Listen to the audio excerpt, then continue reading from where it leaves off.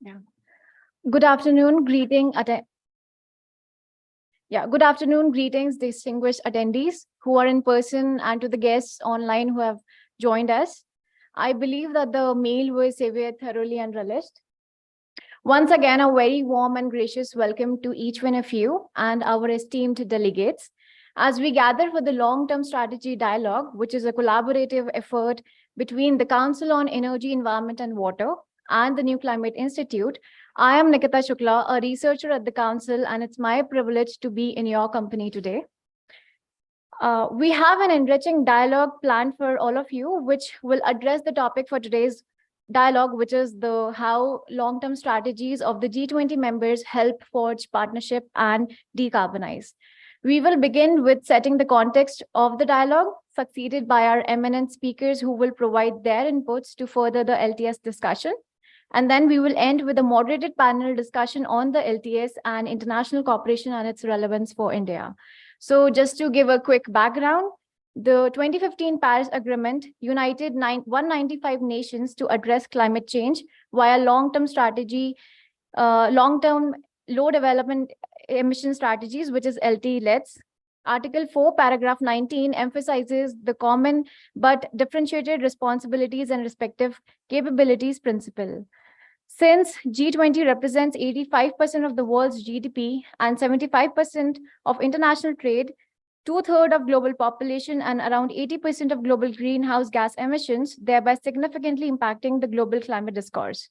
The Council on Energy, Environment and Water, CEW, and the New Climate Institute's joint analysis explores G20 LT-LEDs in adaptation, mitigation, finance, and more for potential cooperation areas. This dialogue aims to share the analysis, discuss priorities, and foster G20 collaboration against climate change. And with this background, we will delve into the proceedings of the day. May I request Dr. Weber, the fellow at the Council, to give the welcome address. Very good afternoon to one and all. For colleagues who I haven't met yet, I'm Vaibhav Chaturvedi. I'm a researcher at the Council and I lead the long-term modeling and the work on carbon markets. Very, very excited to be here, to be welcoming all of you. And thank you, all the senior dignitaries who have come here and all the panelists who have come here to join us for the discussion today. Decarbonization is one of the most important agendas for our times. Nothing less can be said about that. The long-term strategies that have been submitted by various nations are a very important element that also show the direction in which most of the important countries or the biggest countries are thinking about in terms of the core elements of their decarbonization strategy. The motivation for us behind this work was try to assess the LTSs of different countries and it's really try to understand what could be the elements of cooperation. And that's very, very important for us. And our partners, New Climate Institute, thank you for joining us today, coming all the way from Germany for this discussion. What the work that we had done, it started more than 6-7 months back. So of course, there is some history. It has been a lot of analysis that has been done by the two teams. And as I said, the ultimate objective was not really to say this is right or this is wrong. The ultimate objective is what can we learn from each other's long-term strategies. And countries have been approaching their decarbonization goals in very different ways. So it's not a uniform kind of framework at all. The country contexts are very different. So obviously that has to be different, but there are also some very interesting learnings that were thrown to us during the process. And this is an opportunity for us to share all these learnings with all of you. So with this and without further ado, let me welcome all of you once more. I do hope that we'll have a very good discussion. We have a couple of, we have a special address and a keynote address lined up. We hope to learn from the esteemed speakers during that, as well as the panel, to learn from all of you and continue this dialogue. G20, the leadership summit is around the corner. We do hope the learnings, will be taken by many, many other stakeholders across countries from our research and from our collaborative work with all of you. Thank you again. And we'll start the proceedings of the day with a presentation. Pick it up, please. Thank you. Thank you, Dr. Weber, for your enlightening words. I would now invite my colleague, Mr. Zayed Khan from CW and Ms. Chetna Harish Kumar from the New Climate Institute to start the proceedings and set the context for all of us.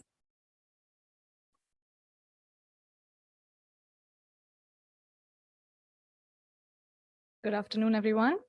My name is Chetna Harish Kumar. I am from the New Climate Institute based in Germany. Thank you all for joining in for this briefing presentation on our new report with CW. This is a brief overview of what my colleague Zaid and I are going to cover today in this presentation. We'll start with a little bit of context setting and discuss the methodology of this assessment that we produced briefly. We'll move on to a selected set of findings and the associated recommendations that came out of our report on these topics that you can see on the slide. And we finish with a quick summary of what else you can find in the report and more information on how to access more details. So let's jump right into the context. The first thing to mention about this report is what exactly do long-term strategies mean? When we say long-term strategy or LTS, we're referring to the long-term low greenhouse gas emissions development strategies that which are documents that all signatories to the Paris Agreement are required to formulate and communicate under Article 4, paragraph 19. These are meant to be strategy documents that collectively show the way to achieving the global goal of net zero emissions by 2050 in line with the goals agreed in the Paris Agreement. One important thing to note about the article that states the requirement to produce long-term strategies is that it also mentions these strategies should be developed in accordance with common but differentiated responsibilities and respective capabilities. Not all countries can or should be contributing in the same way. So these documents are supposed to be reflective of that. And why is it interesting to look into these LTS? Well, they show us several things about a country's vision for climate action and up to 2050. It also tells us what their priorities are in terms of sectors for decarbonization and low emissions technology to be used for decarbonization. And quite importantly, also shows us gaps between what is planned and what is actually needed to be in line with the Paris compatible pathway. So in this analysis, the basic principle behind what we did is that we can, when we look at these strategy documents across countries, we can observe trends and we can observe commonalities. And it can be interpreted that common visions and priorities could be areas for potential international cooperation. And common gaps in these documents are opportunities for improvements for future versions of the long-term strategies. That's moving on to what exactly we did and how we did it. We started with the sample of 17 G20 members that had submitted an official LTS by July 2023. As you can see in the table to the right, there were 3 countries which we could not include as they did not have an official LTS by this time: Brazil, Turkey, and Saudi Arabia. But the others that we have in the sample are quite recent versions of the LTS. There was a 3-step methodology that we had adopted for this analysis. We first developed a comprehensive assessment framework consisting of 100 indicators across different themes. We had adaptation, mitigation, fossil fuel phase out, energy, carbon dioxide removal, and many other things. And at a second step, we looked into the individual LTS documents of these 17 countries and collected data on all of those indicators. And finally, we were able to identify trends and commonalities by looking at this cross-country data and come up with gaps or recommendations for international cooperation. One important thing to note, once again, about this analysis before we move into the findings is that our results are to be interpreted at an aggregate level. We don't, the report doesn't include specific details of the different long-term strategies. It's not intending to compare or rate any of the LTSs. So main findings, we start with climate finance. So in this report, we define climate finance as any financial flow that is targeted towards climate mitigation or adaptation from any source, not necessarily a concessional type of finance. We found that most countries do mention the need to have many sources of climate finance to help achieve their long-term low carbon transformations. As you can see here, almost all of the countries we looked at mention a pretty big role for private finance. And most of them also mention publicly funded finance to help mobilize even more private finance. And very few or less than half of the countries envision a role or a significant role for international climate finance in their long-term strategies, which, and despite this, some detail about where they see the finance coming from, there doesn't seem to be a lot of estimates on how much finance is actually needed, or many details about how this finance will be mobilized. So that led us to the first recommendation of the day. Countries should estimate their climate finance needs and outline a long-term investment plan in their future long-term strategies. This would be crucial for providing an indication of the scale of financing that's actually required, and enable assessment of how existing financial flows compare to what is needed. At a second step, we were interested in looking at international climate finance in a little bit more detail. So as you can see in the third bar, the red bar there says that 10 global north countries did not see a role for international climate finance in their long-term strategies, as you might expect, but we wanted to see what they say about providing any international climate finance. And the finding was that only 5 out of the 11 in our sample mentioned international climate finance, whether in the context of their existing commitments or any intention to commit climate finance. This led us to recommend that global north countries should better integrate their international climate finance commitments into their long-term planning. Some of these countries do have existing commitments elsewhere. It doesn't feature in their long-term strategies, but we recommend including them for better transparency and accountability. Moving on to adaptation and loss and damage. We saw that most of the countries do mention the impacts of climate change on their economies, extreme weather events, impacts to productivity, health, and so on. But only 8 of them actually had any concrete targets or measures defined in the LTS, some more concrete than others. And similarly, 8 countries, which is about half of them, did mention that they will need climate finance for adaptation, but they don't provide quantitative estimates of the scale of finance needed. So we recommend that G20 members should outline their adaptation targets in their future LTSs and specify these adaptation finance needs as well. And we also looked at the mention of loss and damage in these documents. Only 2 countries, India and Indonesia, mention loss and damage in any way, either what kind of compensation would be required or what the loss and damage impacts will be. So we also recommend that G20 members should provide details on loss and damage in their future LTSs. This could be what they expect in terms of compensation or what they intend to provide for, again, better transparency and visibility. So I will hand it over to my colleague from CEW, Zaid Ehsan Khan, to take you through the further findings. Thank you.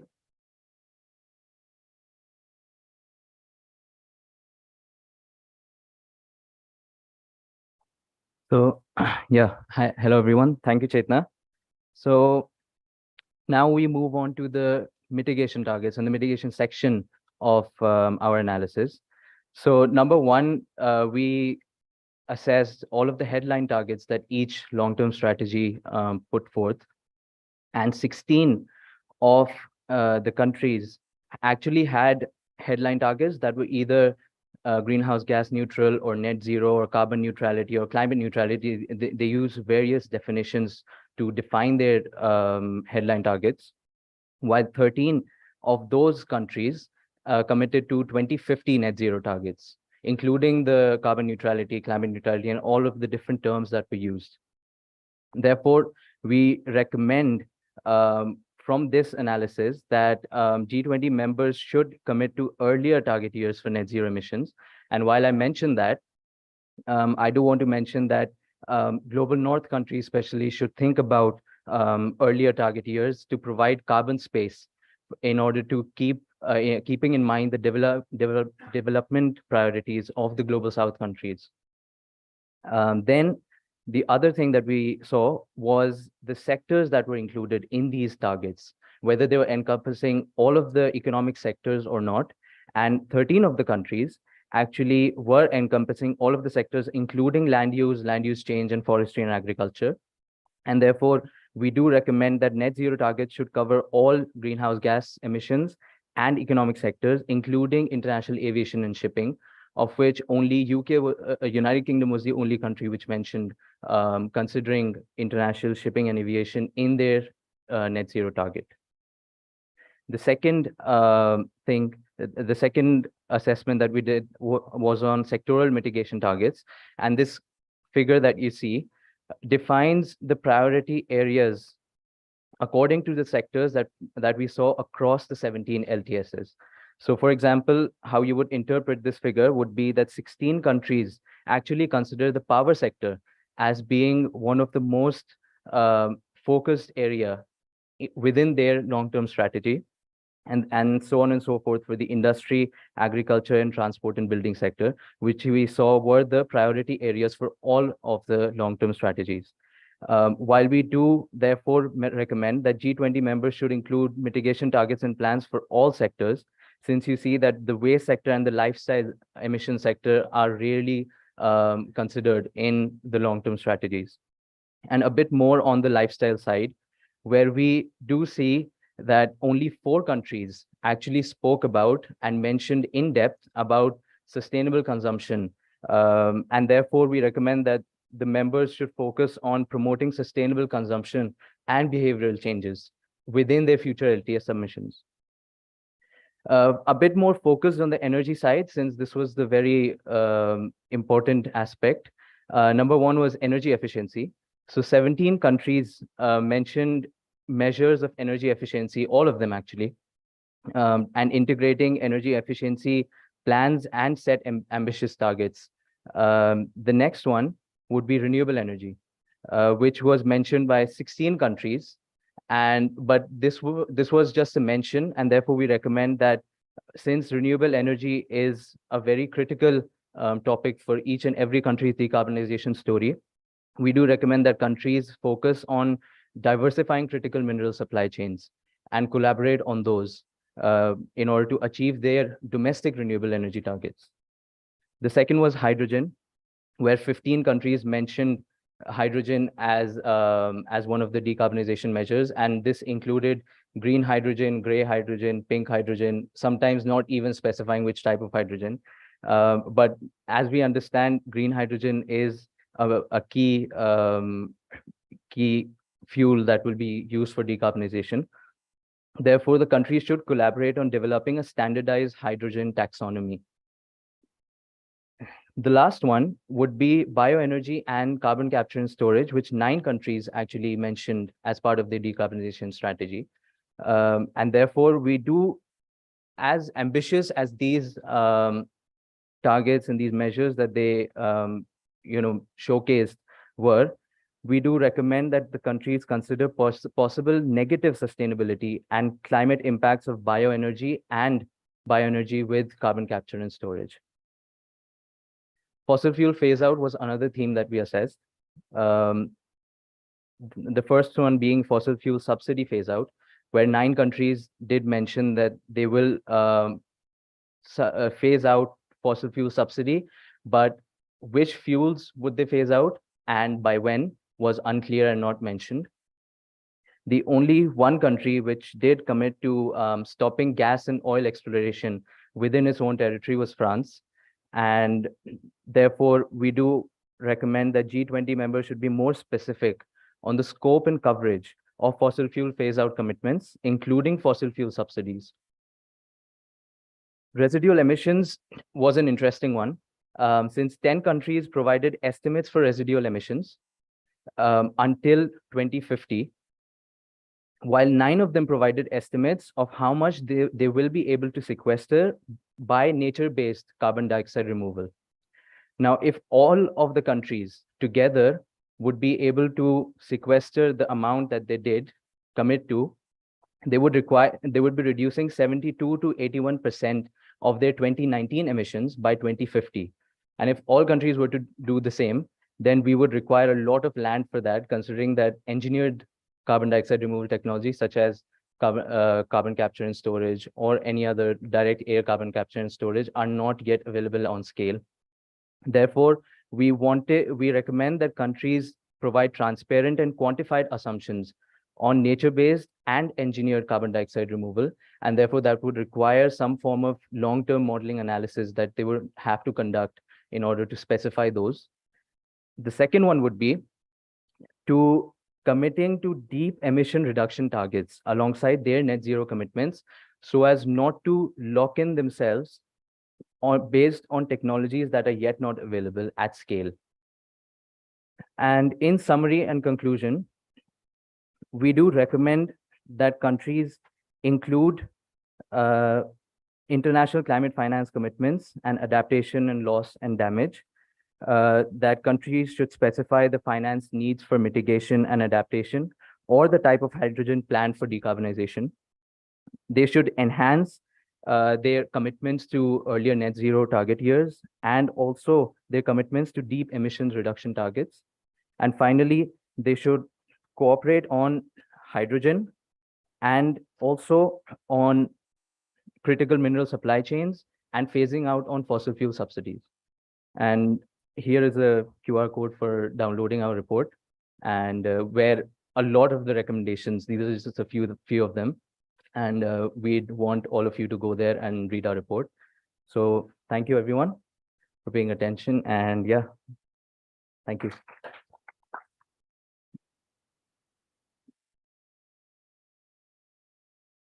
Great. Thank you, Zaid and Chetna, for this very interesting analysis. And when we were doing the analysis, some things very clearly struck us that, of course, climate finance, it's still, even the LTSs, climate finance, the way many countries talk about it is very, very different. Clearly, they're heavily mitigation focused, most of them. Adaptation still, as always, as in the climate negotiation process, is not really a lot of focus in most of the long-term strategies. So this is also very interesting learning. And of course, the team has already presented a lot of detailed, findings. So I'll not repeat all of them, but some very interesting learnings have come through this process for us. With this, we move on to the next section. We want to hear our special address and the keynote address. For the special address, Mr. Frank Walt, Head of Cooperation Delegation of the European Union of India, has kindly joined us. Mr. Walt took up the post as a Head of Cooperation at the EU Delegation for India and Bhutan in September 22. He has worked on development cooperation related matters at the EC for over 30 years. It's a wealth of experience. We do look forward to gaining from it. Of course, we were talking before this session, and you said you were not an expert on climate and energy. But clearly, our agenda is also beyond climate and energy. We're talking essentially about cooperation. And with this wealth of experience, we are very, very sure you have a lot of very interesting insights which pertain to cooperation. Mr. Walt has also worked, in many different places, including Cambodia and Indonesia, including representation to the ASEAN. He was head of the sector at the EC headquarters for Central Asia, Southeast Asia, and the Pacific. So a lot of experience, especially in this region. Right, so it's not just about experience in the global north, but a lot of experience in the Asian and Southeast Asian region. With this, we welcome you, Mr. Walt. Thank you for joining us today. We look forward to hearing your address.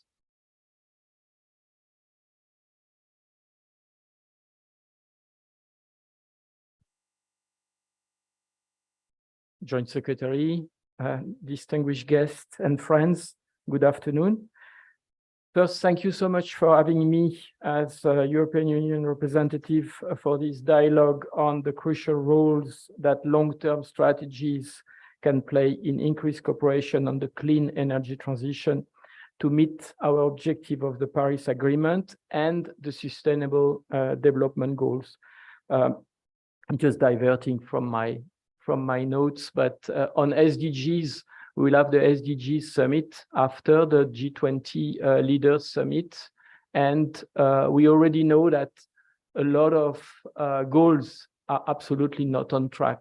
So that's also interesting.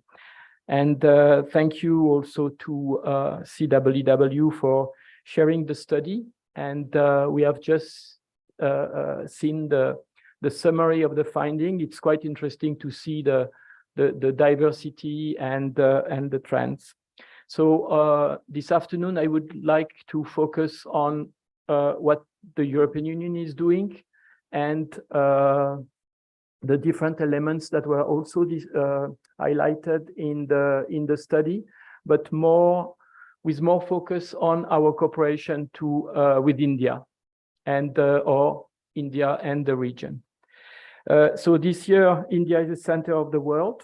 As the EU, we continue to show our full commitment to support India's G20 presidency, and even more so its ambition to be a catalyzer to increase collective climate action. At COP26, Prime Minister Modi announced a net zero target for India for 2070 and a non-fossil energy capacity target of 500 gigawatt by 2030. India's Prime Minister announcement by then helped to keep the focus on the 1.5 degrees Celsius goal of the Paris Agreement. This important commitment on renewable energy is a prime example of India's leadership. Before and during COP27, India updated its national determined contribution and presented its long-term low-carbon development strategy.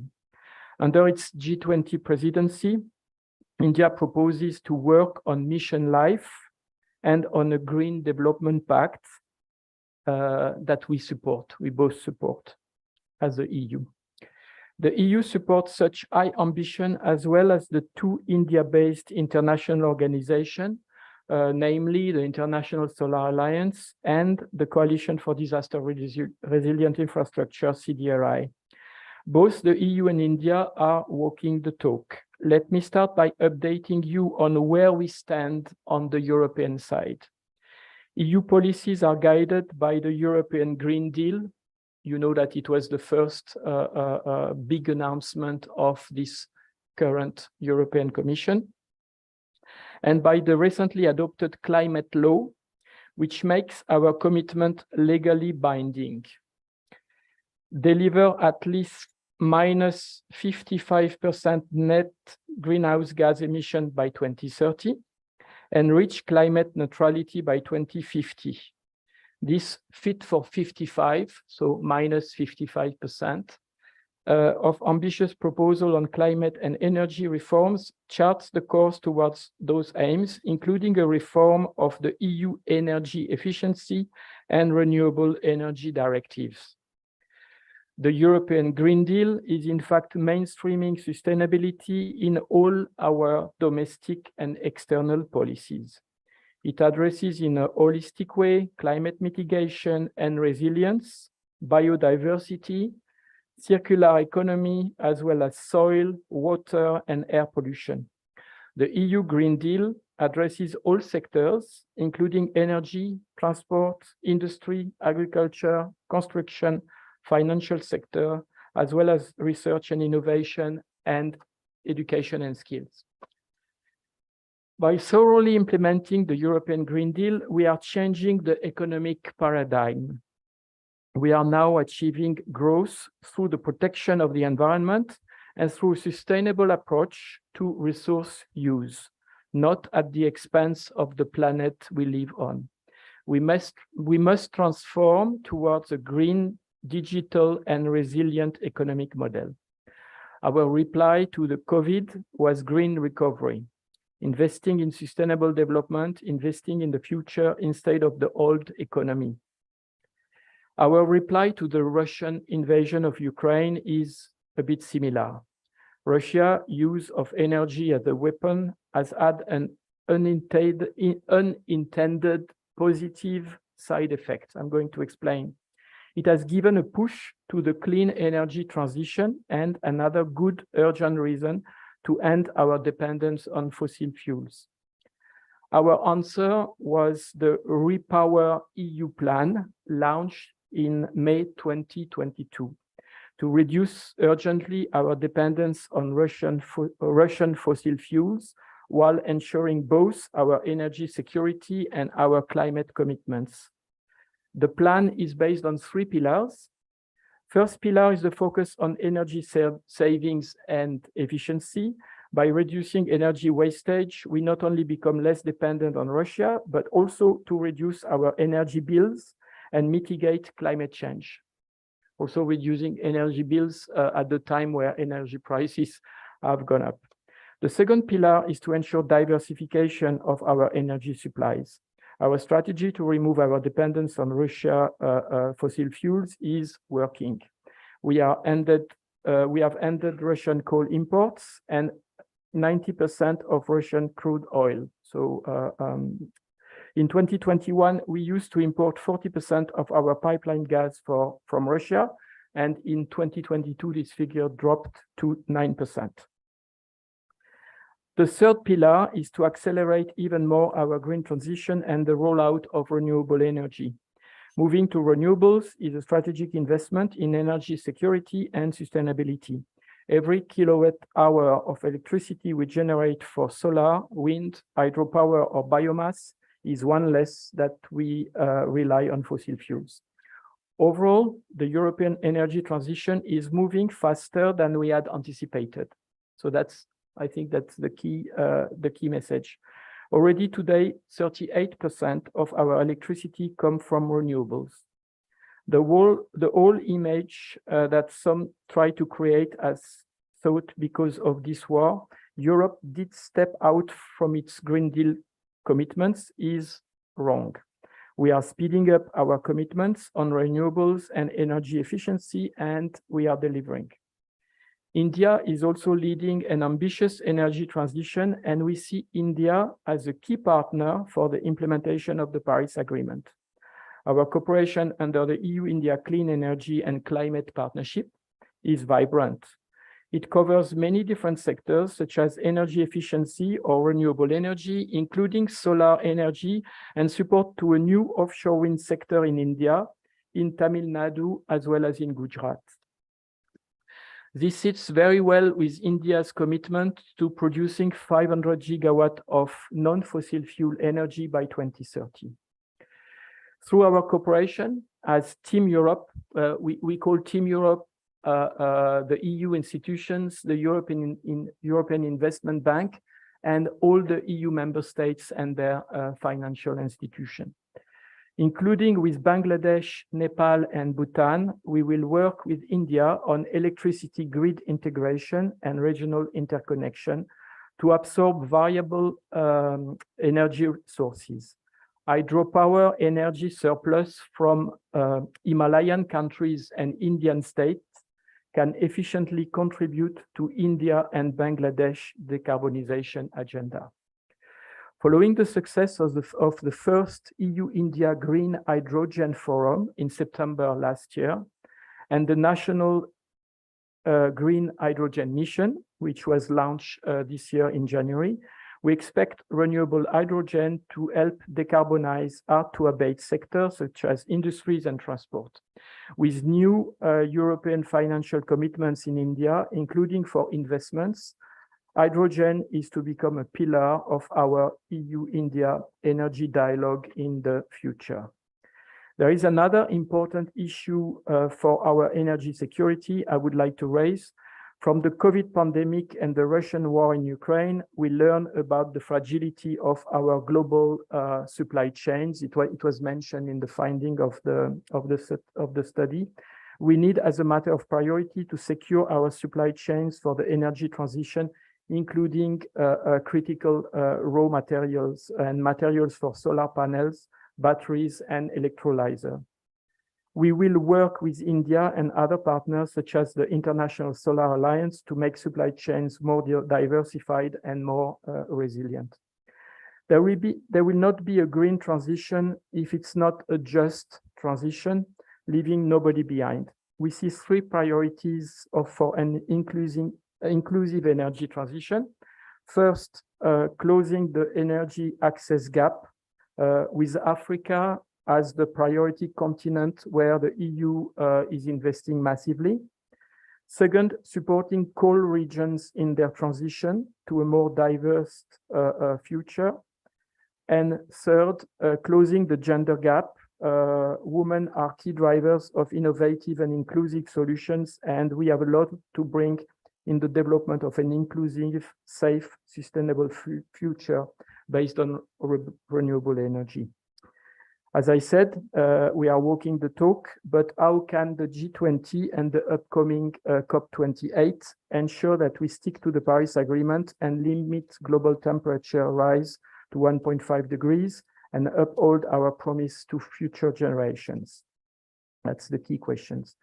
At already 1.2 degrees warming, every single country in the world is already experiencing dramatic impacts of the climate crisis, whether monster storms, flash floods, extreme drought, failed harvest, wildfires, or battering heat. From one colleague from Himachal Pradesh yesterday, I learned a new thing, a cloud outburst. I was not even knowing this existed. We have all these many terrifying disasters taking place in Europe, in Asia, here in India, and in America. Since prehistoric times, our planet has never been so warm than this year. COP27 brought a historic decision for climate justice when parties agreed on new funding arrangement to address loss and damage, including a dedicated fund. The EU pushed hard to ensure that this fund will support those who suffer the most from climate change. It is important to get the funding arrangement up and running in a way that is truly useful to the most vulnerable countries and communities, with a broad donor base that reflects the economic realities of today. Several wealthy contributors to global emissions, both public and private, are not yet doing their part. The EU is already the world's leading contributor of international climate finance and reconfirmed our commitment to support the most vulnerable countries on our planet. Team Europe is providing its fair share out of the $100 billion per year promised. For the second year in a row, we have exceeded 23 billion euro yearly support. And this despite the pandemic, despite the war. So it's doable, and we call on others to step up too. The scale and the ambition set by the Paris Agreement goals is never going to happen with public money only. We have to make sure we create the right conditions for the international finance system to be more in line with the necessity of the world community. Let me touch upon sustainable and green finance. So enormous amounts of capital is required for climate mitigation and adaptation globally, but especially in emerging markets like India, which pursue development and national climate goals in parallel. Needs would be in trillions of euros, and public capital, as I said, is insufficient. While private financiers do large investments, they somehow hesitate from investing in some sustainable activities due to perceived and real-time higher financial risk. Innovative financing instruments and business models can hence be the drivers for attracting private finance. At the EU, we believe that blended finance is a promising instrument, using public capital as a leverage to attract large-scale private investments. As per the Blended Finance Report 2023 from the Impact Investors Council, India blended finance market is expected to double and reach 2.4 billion euro, which is approximately 216 billion Indian rupees by 2027. And this as compared to last year. So it was only 1.2 billion in 2022.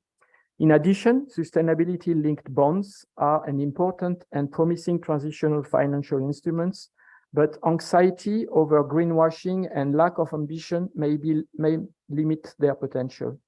However, there are challenges that pose a threat to scaling up such innovative instruments. For instance, the risk averseness of public finance institutions, institutional regulatory challenges, or lack of transparency, or simply unavailability of data of current projects. It's therefore necessary for governments and the private sector to address these challenges and consider the impact of the green transition, including that the impacted communities are not left behind. Going forward, a greater focus should be devoted to financing adaptation actions. This was also highlighted in the report, particularly in most vulnerable countries. In India, we have identified as the EU new concrete projects together with multilateral and bilateral partners to support sustainable finance development in close coordination with the Sustainable Finance Advisory Hub which Secretariat, India is also a partner of this Sustainable Finance Advisory Hub, and the Secretariat is with the European Commission in Brussels. In this context, I also want to refer to the European Union Global Gateway Worldwide Initiative, which was launched in December 2021. It was 1 year after the Green Deal, approximately. It aims to boost smart, clean, and secure links in digital, climate, energy, and transport sector, and to strengthen health, education, and research system across the world. It is about increasing investments, including from the private sector, and also promoting democratic values, high standards, good governance and transparency, equal partnerships, green and clean, secure infrastructure. We are using all possible financial and development tools at our disposal, including blending loans and grants and funding investment guarantees, including for the private sector, for the Global Gateway objective. In India, our first 2 Global Gateway flagships for as Team Europe are 2 complementary clusters, namely sustainable urbanization and green energy. And we are confident related projects and investment will develop rapidly. 2 key enablers we support also in India are sustainable finance, just mentioned, and women economic empowerment. Our citizens expect us to lead our work to tackle the climate crisis as to focus on deep and drastic emission reduction during this critical decade. Science is undeniably clear on this. More than ever, we need to work together. Let COP28 be the moment when we pick up speed again on mitigation, on adaptation, and on funding. Let's see if we can consider we are back on track. I was just mentioning the SDGs. The window to stay within the limits of the Paris Agreement is closing, and chances to are getting smaller every day. Finally, it is not enough to have the government meeting once per year at climate and biodiversity COPs. We need the whole society, all stakeholders, all sectors to become part of the solution. We need to pursue an integrated approach where every action or investment in change is complementing each other. We need to expand partnerships. That's what we are doing with India and all Indian stakeholders, to learn from each other, inspire each other, and support each other. Multi-stakeholder coordination, particularly here in India with the private sector, is key for moving forward rapidly. Thank you very much for your attention.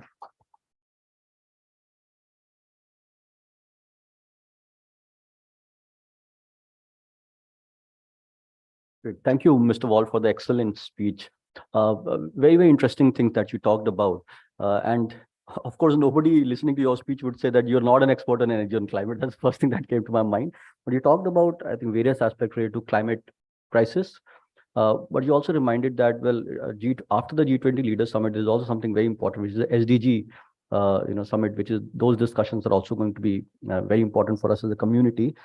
You talked about EU as a catalyzer for a global action. So it is not just the domestic action, it's also catalyzing actions globally is what is very, very important for the European Union. And of course, you talked about India's important agendas like life, and how EU is a partner and supports those very, very important initiatives by the government of India. The European Green Deal, Green Recovery, Green Finance. And I take 2 very interesting and important messages. The first thing that you talked about, which really struck me, that the transition in EU is faster than what many people are expecting, right? So that's a very important for us, because in the developing world, we're also looking at this larger carbon space debate and the developmental debate. And we have been requesting for a faster transition in many of the developed world and global north countries. So a faster transition is going to be extremely important. That's what you talked about. You also talked about India as a key partner. So this spirit of collaboration that we are also, trying to foster, it's already there. EU is a great partner for India. And finally, you talked about partnership across many different stakeholders, many different communities, which is extremely important and fundamental for us to collectively achieve the goals of not just the Paris Agreement, but other things you talked about, like biodiversity and many other things. Thank you for the excellent speech. And again, thank you for your time today. Uh, Before we move to the next section for another, greatly anticipated speech by Mr. Jagdale, I forgot mentioning something in the morning. I think I should have started my, talk by that. Yesterday was a great, day for India. As you know, the Chandrayaan-3 landed on the moon. So many congratulations for all of us. Not just a great achievement for India, but I think achievement for the world, as the Prime Minister also put it. So we are, of course, very, very excited by this development. It is putting us at the edge of, science and technology development. While I was listening to the ISRO chief speaking, he also, the details he was talking about, so he said the lander has landed now, Vikram lander, and the Pragyan rover will come out. And then he said, well, it has solar panels. And solar panel and the batteries will be charged based on solar panels. It will go for a 1-week mission. After that, it will recharge itself again for another week of mission. And that's when it really struck me. Look at the amazing applications of things like solar energy. It's not about the cost. The cost of the battery and the solar panel might be, I don't know, negligible as compared to the cost of the mission, which is $75 million. It is just what it allows us to do. It is tremendous. And this is a great segue for me to invite Mr. Jagdale, who is the Joint Secretary with the Minister of New and Renewable Energy. He has over 30 years of experience. So collectively, in both the keynote and the special address, we've got 60 years worth of experience, which is great for all of us. And in electrical and renewable energy industry, he has been actively involved in planning, policy making, implementation, finance, administration, and advising the government on various matters pertaining to RE, facilitating synergies at the national and international levels for growth and development of the renewable energy industry. He has been a great mentor and guide for us. CW team works very closely with the MNRE. And has a very, very good interaction and guidance by Mr. Jagdale. Welcome, Mr. Jagdale. Thank you for your time. We look forward to your keynote address. Thank you.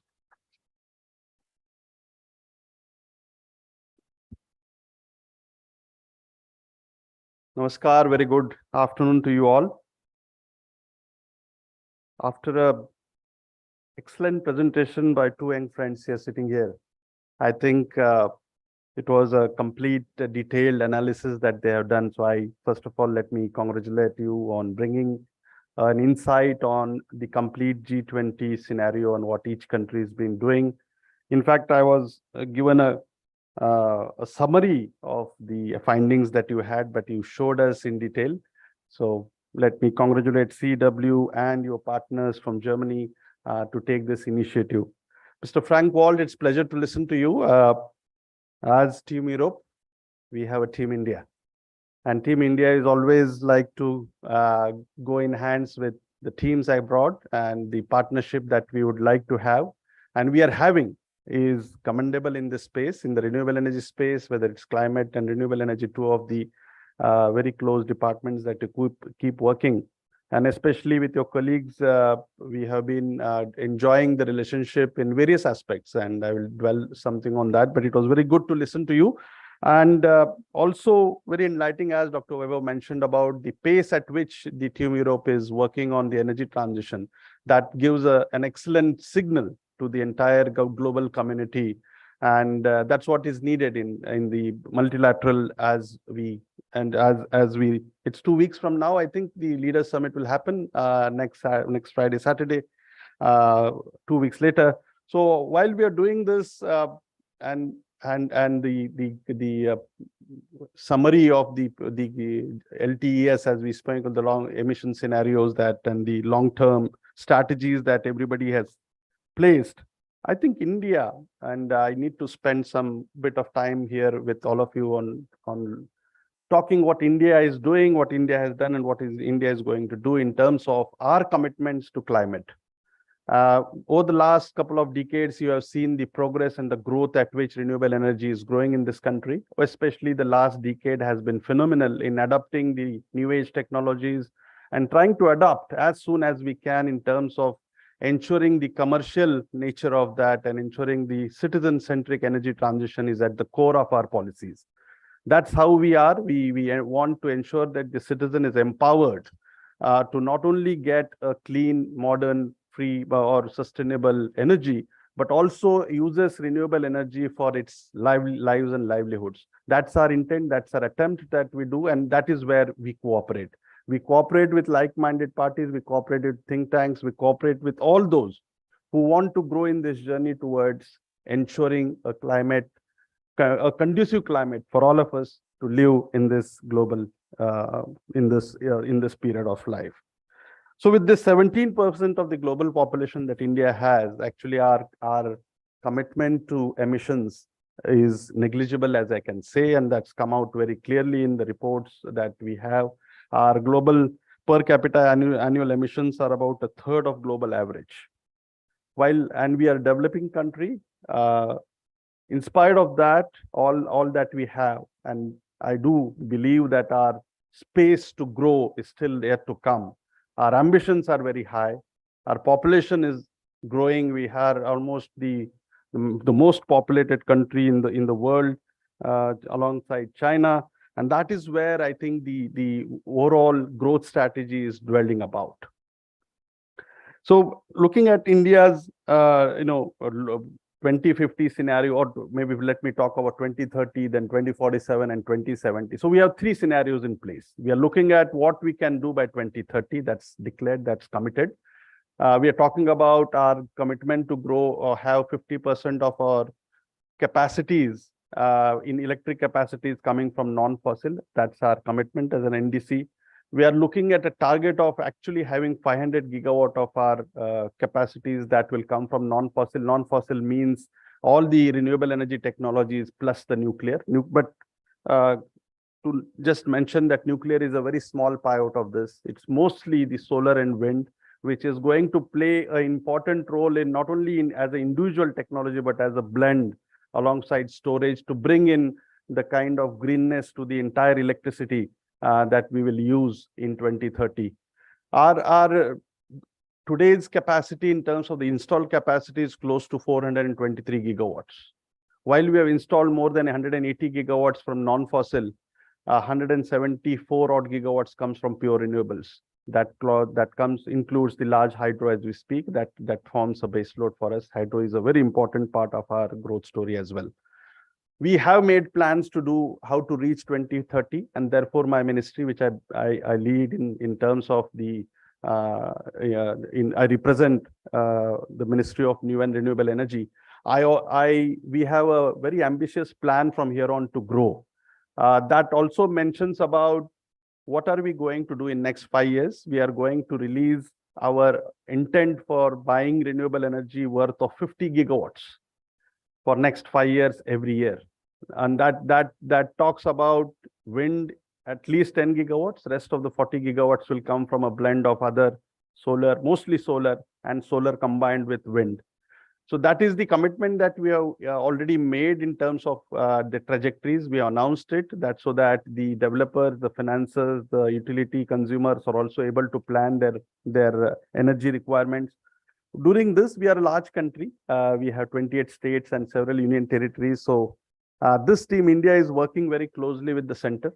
And to bring in the kind of demand, we have several interventions from the central government, and that's the federal government and the state government. And we are working hand on hand with the partnerships with the states. And that we believe is very essential for a conducive growth for a country like India. Solar and wind, while have taken the dominant role in the progress, they will continue to be the four-line technologies, but we do believe that there is space for new, and that is where cooperation will come in. While the next three areas of interest for all of us now and which we are working, first is green hydrogen. You mentioned in your speech as well, we did release our National Green Hydrogen Mission in January of 2023. We have ambitious plans. We are trying to create that facility and ecosystem which will at least produce 5 million metric tons of green hydrogen by 2030, which involves massive capacities of renewable energy, 125 gigawatt of RE capacities, 60 to 70 gigawatt of electrolyzer capacities, 600 million jobs, $100 billion of worth of investment. So the kind of ecosystem that is going to develop from National Green Hydrogen Mission is enormous. And this particular mission has a huge role to play for all the global entities and the partnerships that we can do. And that is where we are intending to do partners with all countries who are working in this space.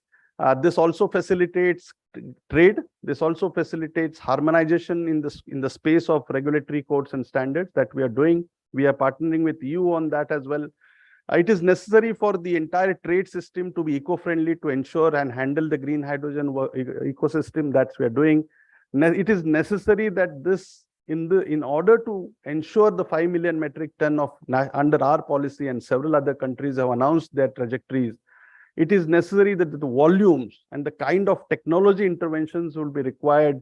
It is necessary to be hand in hand, because today, as we speak, there is a difference between the price at which a gray hydrogen is produced per kg and a green hydrogen can be produced. So a lot of work is to be done to ensure that the commercial nature of, or commerciability of this, techno-commercial nature of this is put into place. That's the scope that we have. The second thing that we are doing is on offshore wind. India has a long coastline of 7,600 kilometers, passes to the west and east of the west and eastern side of the India. We are working on 2 states right now, but just on 17th of August, a week ago, we have released our revised strategy, which does open up the entire exclusive zone, which to the investors to come and do their studies and be ready. If at all they intend to invest into the offshore sector, they can do their studies and come up with their detailed analysis, and we will grant them the permissions based on what your intent is. So that's opened up, and that's where I think the EU and India have been working since 2017. There is a lot of partnership that has been done. Smita is there. I think she's nodding. So it's great to see her again here, but she has been working in this space. And I would like to mention your friend, Mr. Edwin, who has been a very good ambassador of EU to India in terms of the space, in terms of the work culture and the methodologies in which we are enjoying in his work domain as well. So we'll miss him, but I'm sure we will carry on the enthusiasm further as well. The third thing is the battery storage. And until and unless the storage element is resolved, the nature of the energy transition that we all countries speak, would be slightly difficult. Therefore, storage would be a critical element for us to actually do as much as we can in this space. And we are not restricting to any particular chemistry or technology in the battery. We are open. We have some kind of pumped hydro, which we are working on. We are very, very beat on that pumped hydro as a element to give the firmness to the renewable energy and be a part of the base load. The second would be obviously we are looking at the lithium ion chemistries, but we would look beyond lithium ion to ensure that there is much more longevity and friendliness into the mines and minerals that we exploit to do the battery storage. But there are new technologies, and where there is a lot of collaboration that we do. United States has offered, we are working with you and several other countries, including on the eastern side. We're working on that along with Australia as well.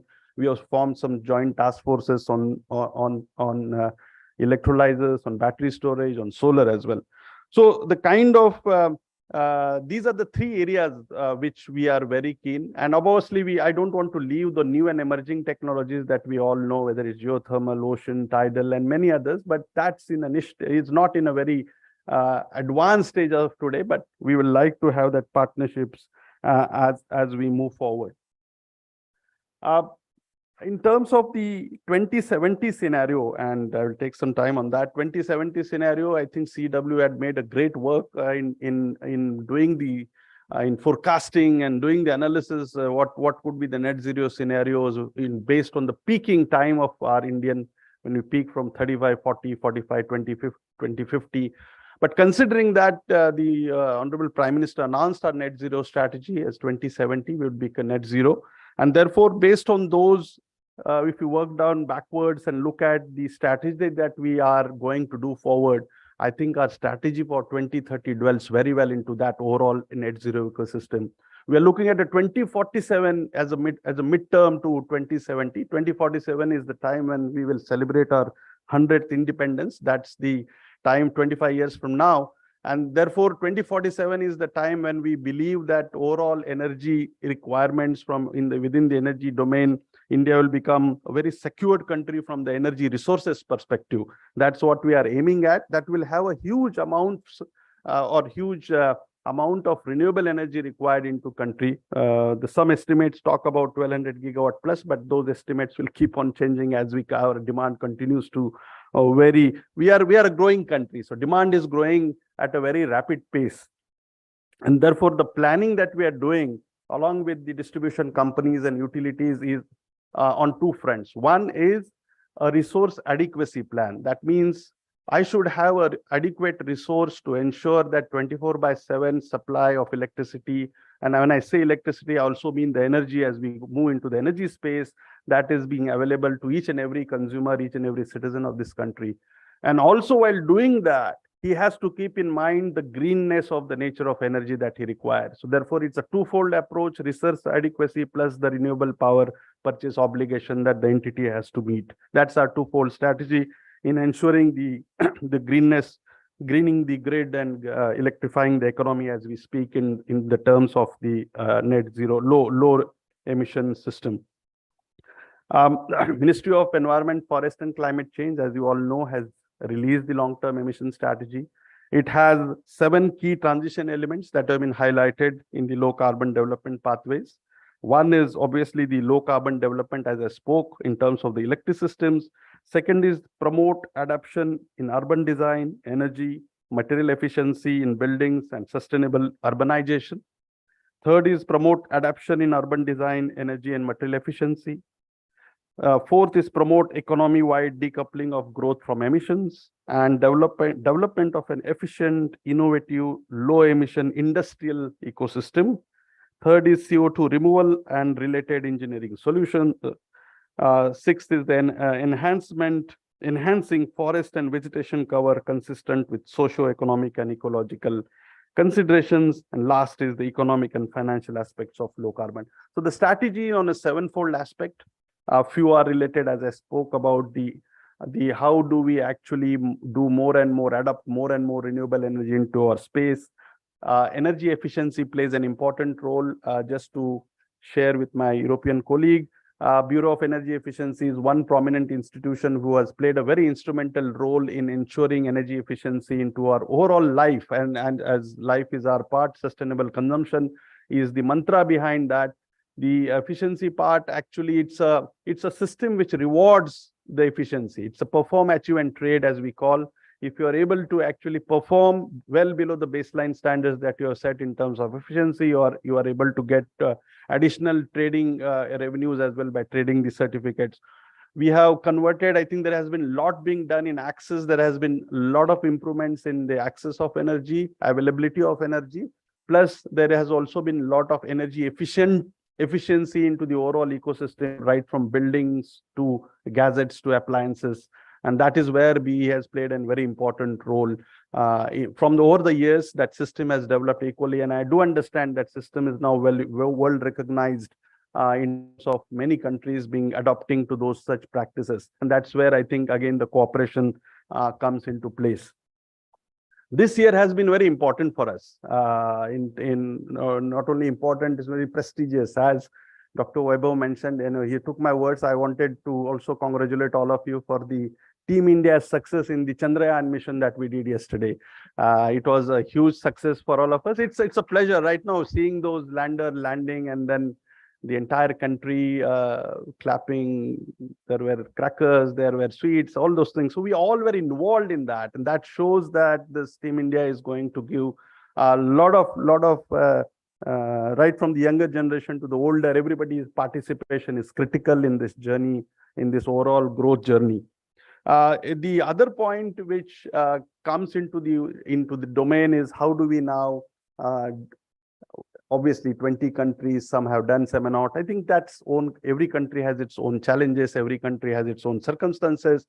Therefore, going forward, it is necessary to understand each other. It is necessary to understand each other's status, the history that they have gone through, each other aspirations, the citizens' aspiration, the kind of development each country has gone. And therefore, international cooperation, and I believe I also lead international cooperation for my ministry, and I have seen how important it is from a technology perspective, from a finance perspective, from adoption perspective. It plays an important role. You give access, it gives you the way, knowledge, experiences, capacity building, and more as we speak, there can be huge opportunities for all of us to really look at each other and try and see each other's strength try and see and judge what else can be done in order to, if there is a weakness, how can it be really helped, and by the strength that I have. And therefore we are free. You know, we always believe that it's a to and fro relationship that we have been enjoying. From the international perspective, the Honorable Prime Minister of India, along with the President of France, did launch the International Solar Alliance, and that is one particular alliance which we believe is playing a very important role and has to play an important leadership role in the area where it is actually the access is a problem today. If you look at the continent of Africa, we do believe, and there are small island countries and the small and island developing nations as well, where access also is an issue. I think over 600-700 million people are lacking access. So I say, as we speak, as the abbreviation talks, it's ISA as we call them, has to play an important role. And I would appeal my team Europe also to play an important role in this journey of ISA. And it is, but I still believe that it can further take some leadership in the ISA's programs, which are alongside at least 7-8 programs are very developed to provide access and to also build the ecosystem that is required for them to get energy and get clean energy under the SDG 7 agenda. CW knows we were last year when we are global champions in the terms of energy transition. CW was a partner and the permanent mission in New York, which we were, that was the, I think after 41 years, the United Nations had hosted energy as the subject. And I think this year also they are going to talk. So we were designated as global champions alongside many other countries, including Denmark and others. And during that, we played an important role, which not only brought industry, it brought individuals, it brought civil society, it brought think tanks into the overall ecosystem that we could present to the entire world that how India is now actually, this revolution has gone to the levels of citizens and individuals to move into this climate ambitious space, climate free, climate conducive space. And the awareness that has reached to the end users has been really tremendous.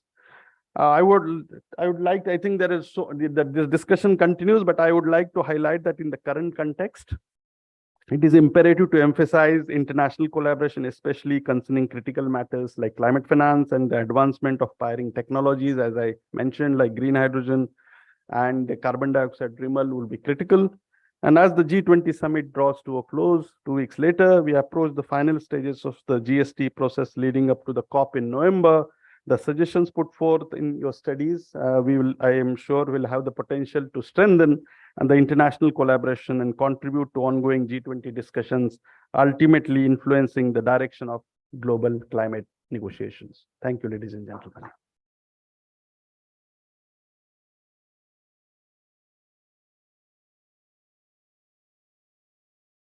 Great. Thank you, Mr. Jagdale, for this wonderful speech. You talked about many things. You of course, you emphasized very important point that India's per capita emissions are very low, yet we are designated as global climate champions. It's very clear that the actions that you talked about on so many different fronts, including enhancing the ambition of our NDCs, that has been very clear. You talked about specifically 3 areas where Indian government has been focusing. A lot of work is happening in the hydrogen sector. A lot of private sector investment is coming. Great amount of energy is there in the hydrogen sector. A very upcoming thing is clearly offshore wind. Clearly, and that's where you also mentioned the potential for collaboration between EU and India is great. That offshore wind, and finally the battery storage technology is also something that we are looking forward as we want to ensure that the grid security cannot be compromised. As you are also mentioning, it's not about just energy transition. We have to meet the developmental aspirations of millions, and security of the grid and battery storage role is going to be critical for that endeavor. Finally, I think one thread that was very clear in your speech that you emphasized many times was about cooperation. Cooperation, collaboration with multiple partners on multiple aspects is very, very important. You also had that, that particular role at the MNRE. So we are again thankful for your leadership on enhancing cooperation, with many countries and many stakeholders within India. Again, we've learned a lot from your speech. Thank you again for joining us today. And with this, we move to the next part. Nikita, thank you so much, Mr. Jagdale. Thank you all. May I now request Mr. Frank? So and panelists and the authors of the report to come over here for the photograph of the launch of the report.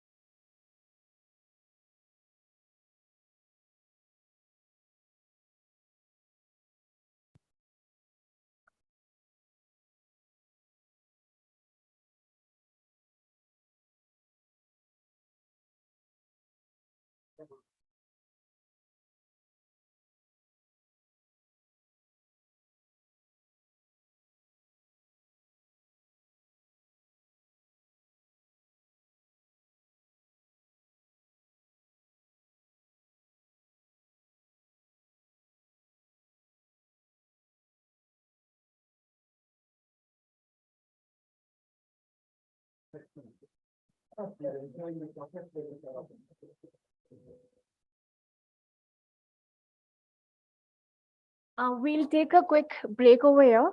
So to the guests who have joined us online, we have 10 minutes to go for the panel discussion for today's event. Please help yourselves for the coffee and tea served around. Thank you.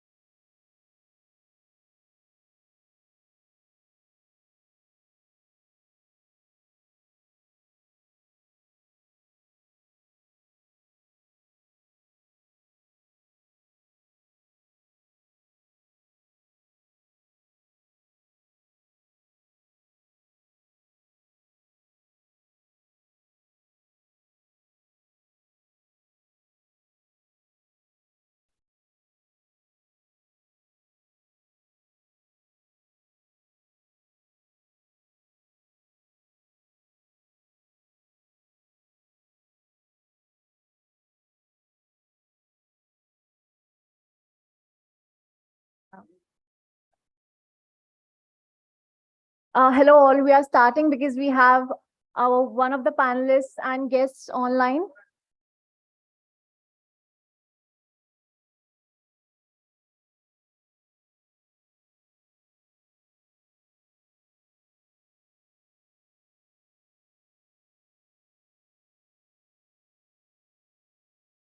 Once again, a very warm welcome to all of you. Let us begin with the moderated dialogue on the LTS and forging partnership for effective cooperation among G20 members.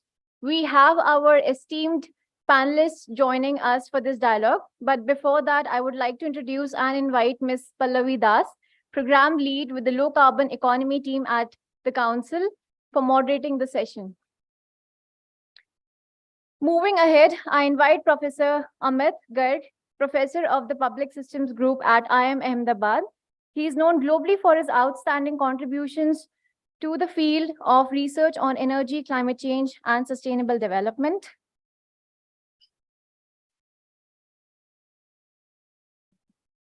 The next guest I would like to introduce and call on stage is Dr. Venkatachalam Anbumozi, who has joined us online, Director, Economic Research Institute for ASEAN and East Asia, distinguished for his extensive work in resource management, green growth, and climate finance across leading international platforms. His expertise spans academics, research, and advisory roles, notably contributing to APEC and ASEAN panels. Welcome, sir. The next panelist I would like to introduce and invite is Dr. Jonathan Demain. He is currently the head of cooperation for the Swiss Agency for Development and Cooperation in India. He was previously the country director of the international NGO GERES in Tajikistan, working on energy efficiency in housing and agriculture. The final guest I would like to introduce and invite is Ms. Silke Moldaek, Climate Policy Analyst, New Climate Institute. She specializes in corporate climate responsibility, aviation sector, climate action, and Paris Agreement finance. She also leads the Climate Action Tracker's aviation assessments and has contributed to projects evaluating net zero targets and designing the carbon offsetting CORSIA scheme. I welcome all our panelists once again, and over to you, Pallavi. Thank you very much, Nikita. I think our first session in the morning today was very enlightening. We had two very special addresses and guests who spoke to us. And we would like to dig a little deeper on what collaboration, cooperation can do or is already doing with context of the long-term strategies that most of the G20 countries have submitted. So first of all, thank you everybody who has joined us here and those who have joined us online. Just a quick note for all those who have joined us online. If you have any questions, please feel free to type that out and we will be we'll take it at the end once our panel kind of concludes. With that, I would like to just put in context the G20 countries and all the analysis that we have done. Of course, the G20 countries are one of the most strongest economic grouping in terms of population, in terms of the economy sizes, in terms of many of the policy decisions that they take. So, of course, G20 is a very special grouping, especially for us in India this year. We are hosting G20 not just in New Delhi, but across multiple cities over the last 1 year. And in 2 weeks from now, we'll have the main summit in New Delhi. I would like to first invite Ms. Silke to talk more about what are some of the key areas of cooperation that came out from the study analysis, since Silke has been part of this and very closely reading all the long-term energy strategies. Let me tell you, these documents are huge. Some of them, go more than 100, 200 pages, while some are slightly shorter. So, of course, she's put in a lot, and I'm sure she will give us some of the key examples of cooperation that kind of emerge out of that analysis. So, Silke, please. Is it working like this? Yeah. Thanks, everyone, for being here. Yeah, we've worked on this study over the past 6 months, I believe, looking at 17 long-term strategies. And we found that, countries, they present plans and targets for all economic sectors, and across the board, there is room for collaboration. One specific example, it was already mentioned a few times today, it's renewable energy and hydrogen. So thinking about how to ensure that supply chains are robust, secure, but also that by sourcing the minerals that we need for to produce renewable energy, we don't create other problems for human rights or biodiversity. There are many aspects where countries can collaborate. When it comes to hydrogen, there's also need to think about where will hydrogen be produced, how will it be transported, how to do it safely. So yeah, many different aspects. Another example that I would like to highlight is on fossil fuel phase out, and then particularly on phasing out subsidies for fossil fuels. About half of the long-term strategies we looked at mentioned the need to phase out subsidies. And this is also something that countries should ideally do in collaboration with each other. One, to avoid sort of carbon leakage. If one country removes its subsidies, then big companies might go to another country. But I think it's also important that countries share their lessons learned, because fossil fuel subsidies, they don't only affect big companies, they can also in fact affect individuals. And if the prices of gasoline increase significantly due to the removal of fossil fuel subsidies, this has an impact on people who need to commute to their work and need this fuel to sustain their living.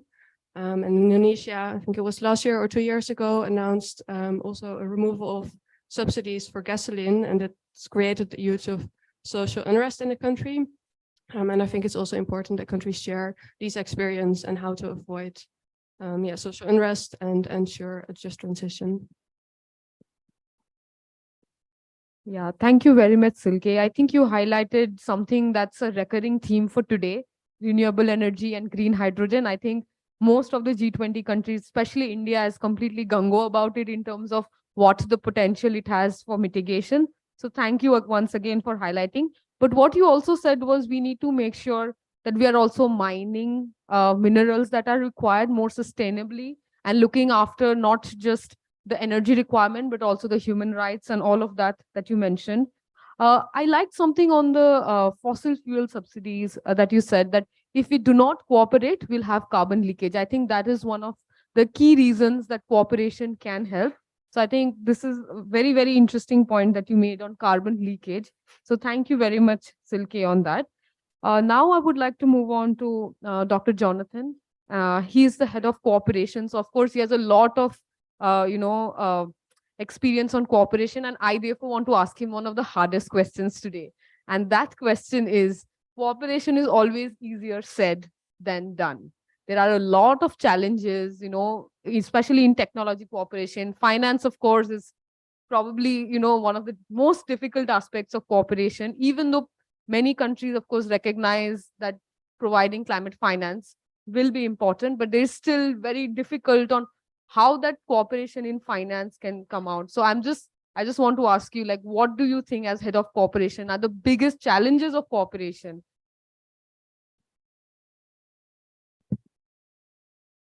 I found the button. So yeah, thank you. Very hard question, especially for an anthropologist, because my background is not in finance. However, yes, I agree. This is what we call le nerf de la guerre in French. That's a key point, something that we have to collaborate on. And yes, we need a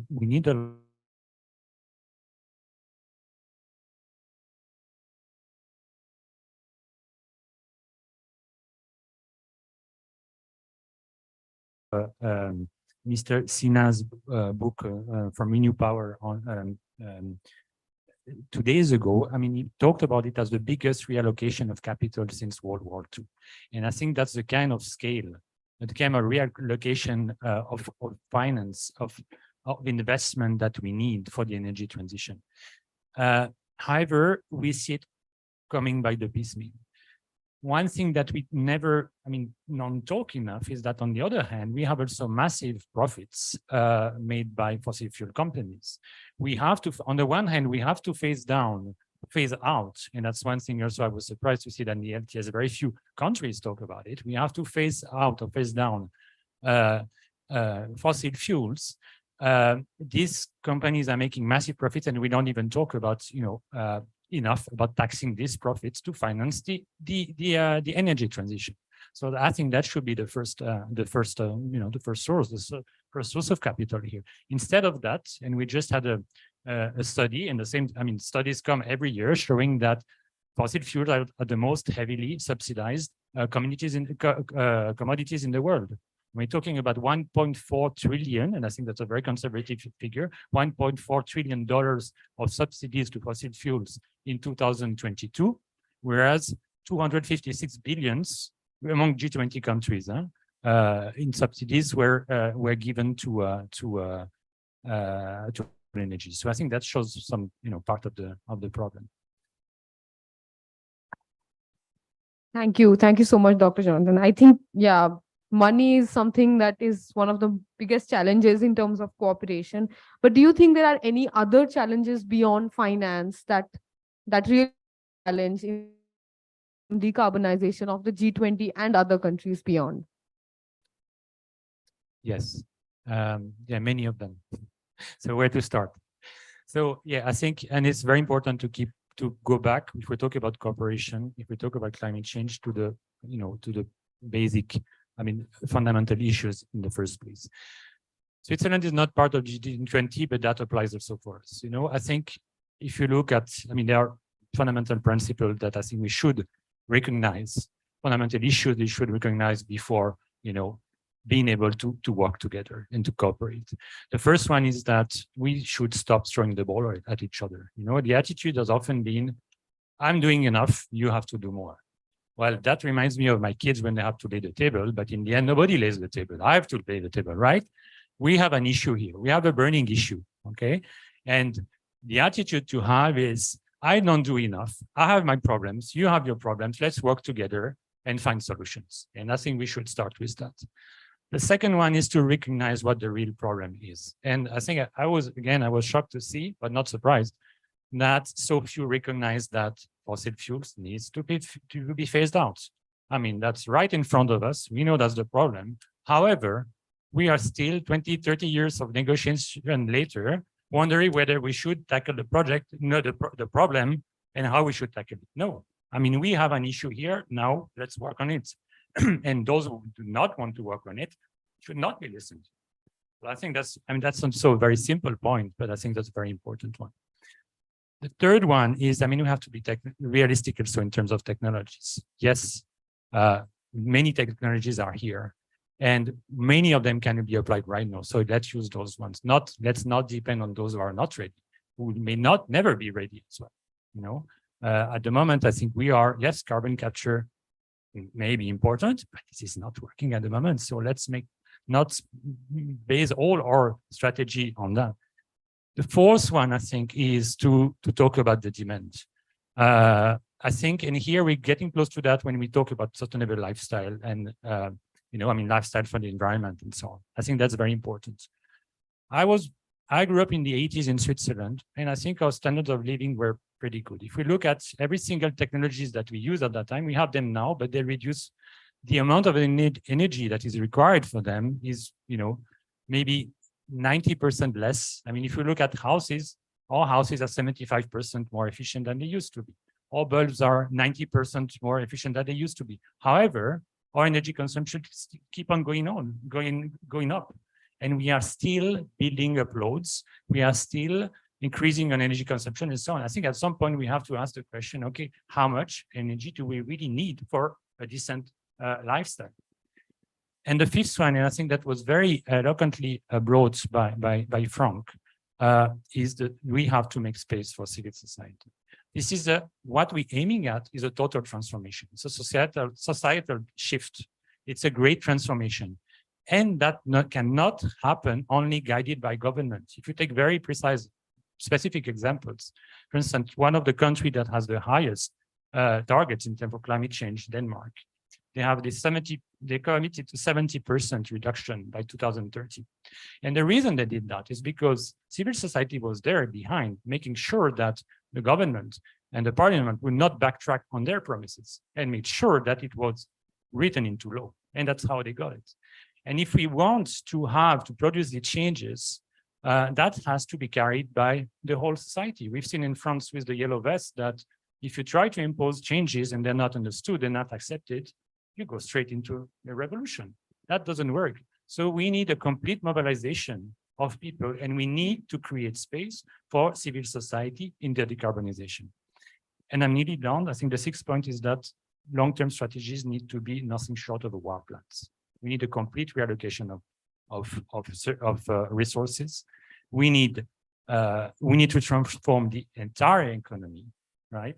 And that's the kind of transformation that we've done during the second. I mean, some countries have done during the Second World War, or we need very strong instruments with very strong institutions. We need a minister with superpowers who is able to coordinate this transformation. And unless we have that, I don't think it's going to work. So I think these are the six principles I think that are very important, and I wanted to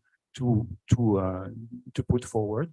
And the last one I think is that cooperation is key in that. Cooperation to learn from best practices, cooperation to build best practices, to learn from mistakes as well, because we've done some mistakes and we should not repeat them. And creating trust, understanding, and I think you mentioned that as well.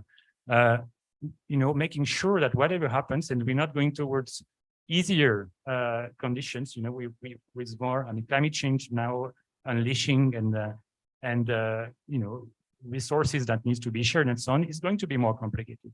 So we have to make sure that we keep peace as well, that we understand each other, we are able to cooperate with each other, and to maintain peace. And that's a condition to be able to work on decarbonization. Sorry, there was a very long answer, but as you feel, I'm quite passionate about it. No, I think long is good. We have got so many interesting things that you pointed out. I think I liked your first one and your last one, really. I like the attitude aspect, that you will really need to have an attitude for cooperation, really understand and then do that. So I think that's what I like.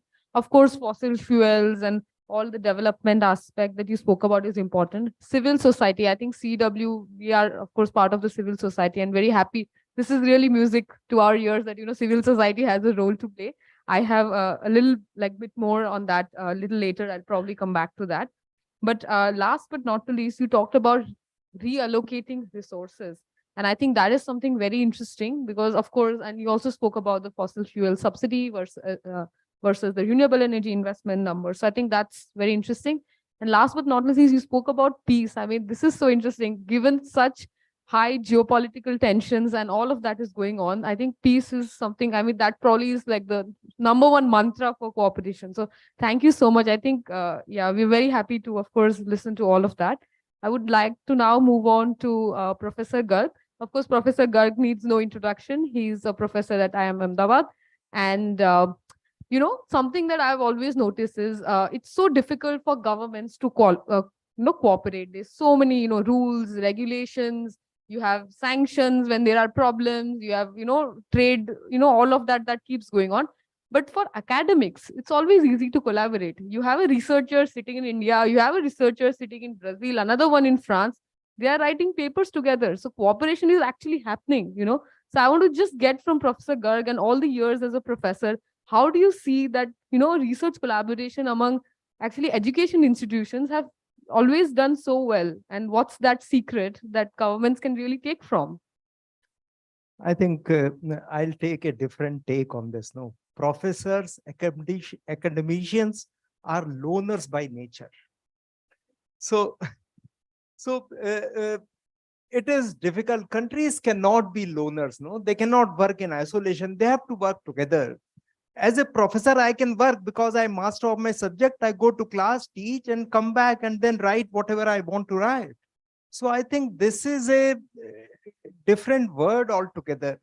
But I think there are some things which governments can also learn. And of course, this is just something. So first thing is collaboration and competition.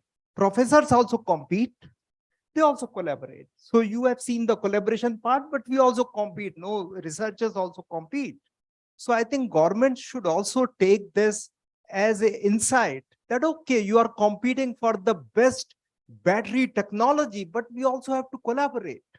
Before and after, IPRs have to be shared.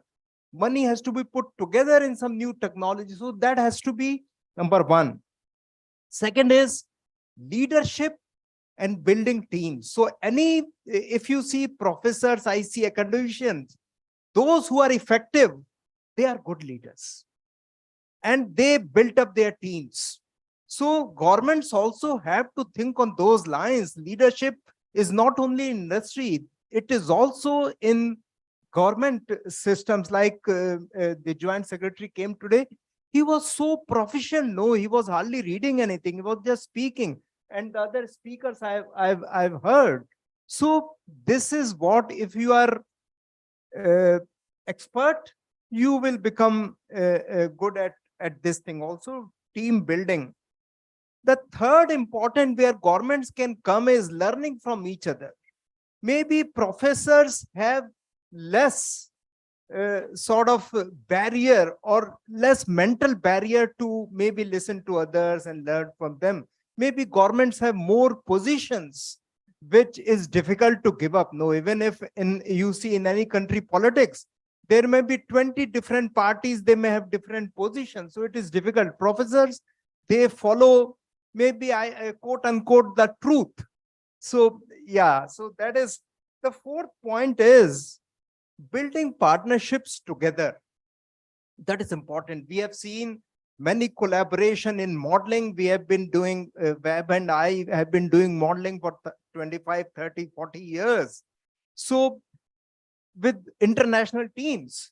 So the point is, let me take an example, no CBAM.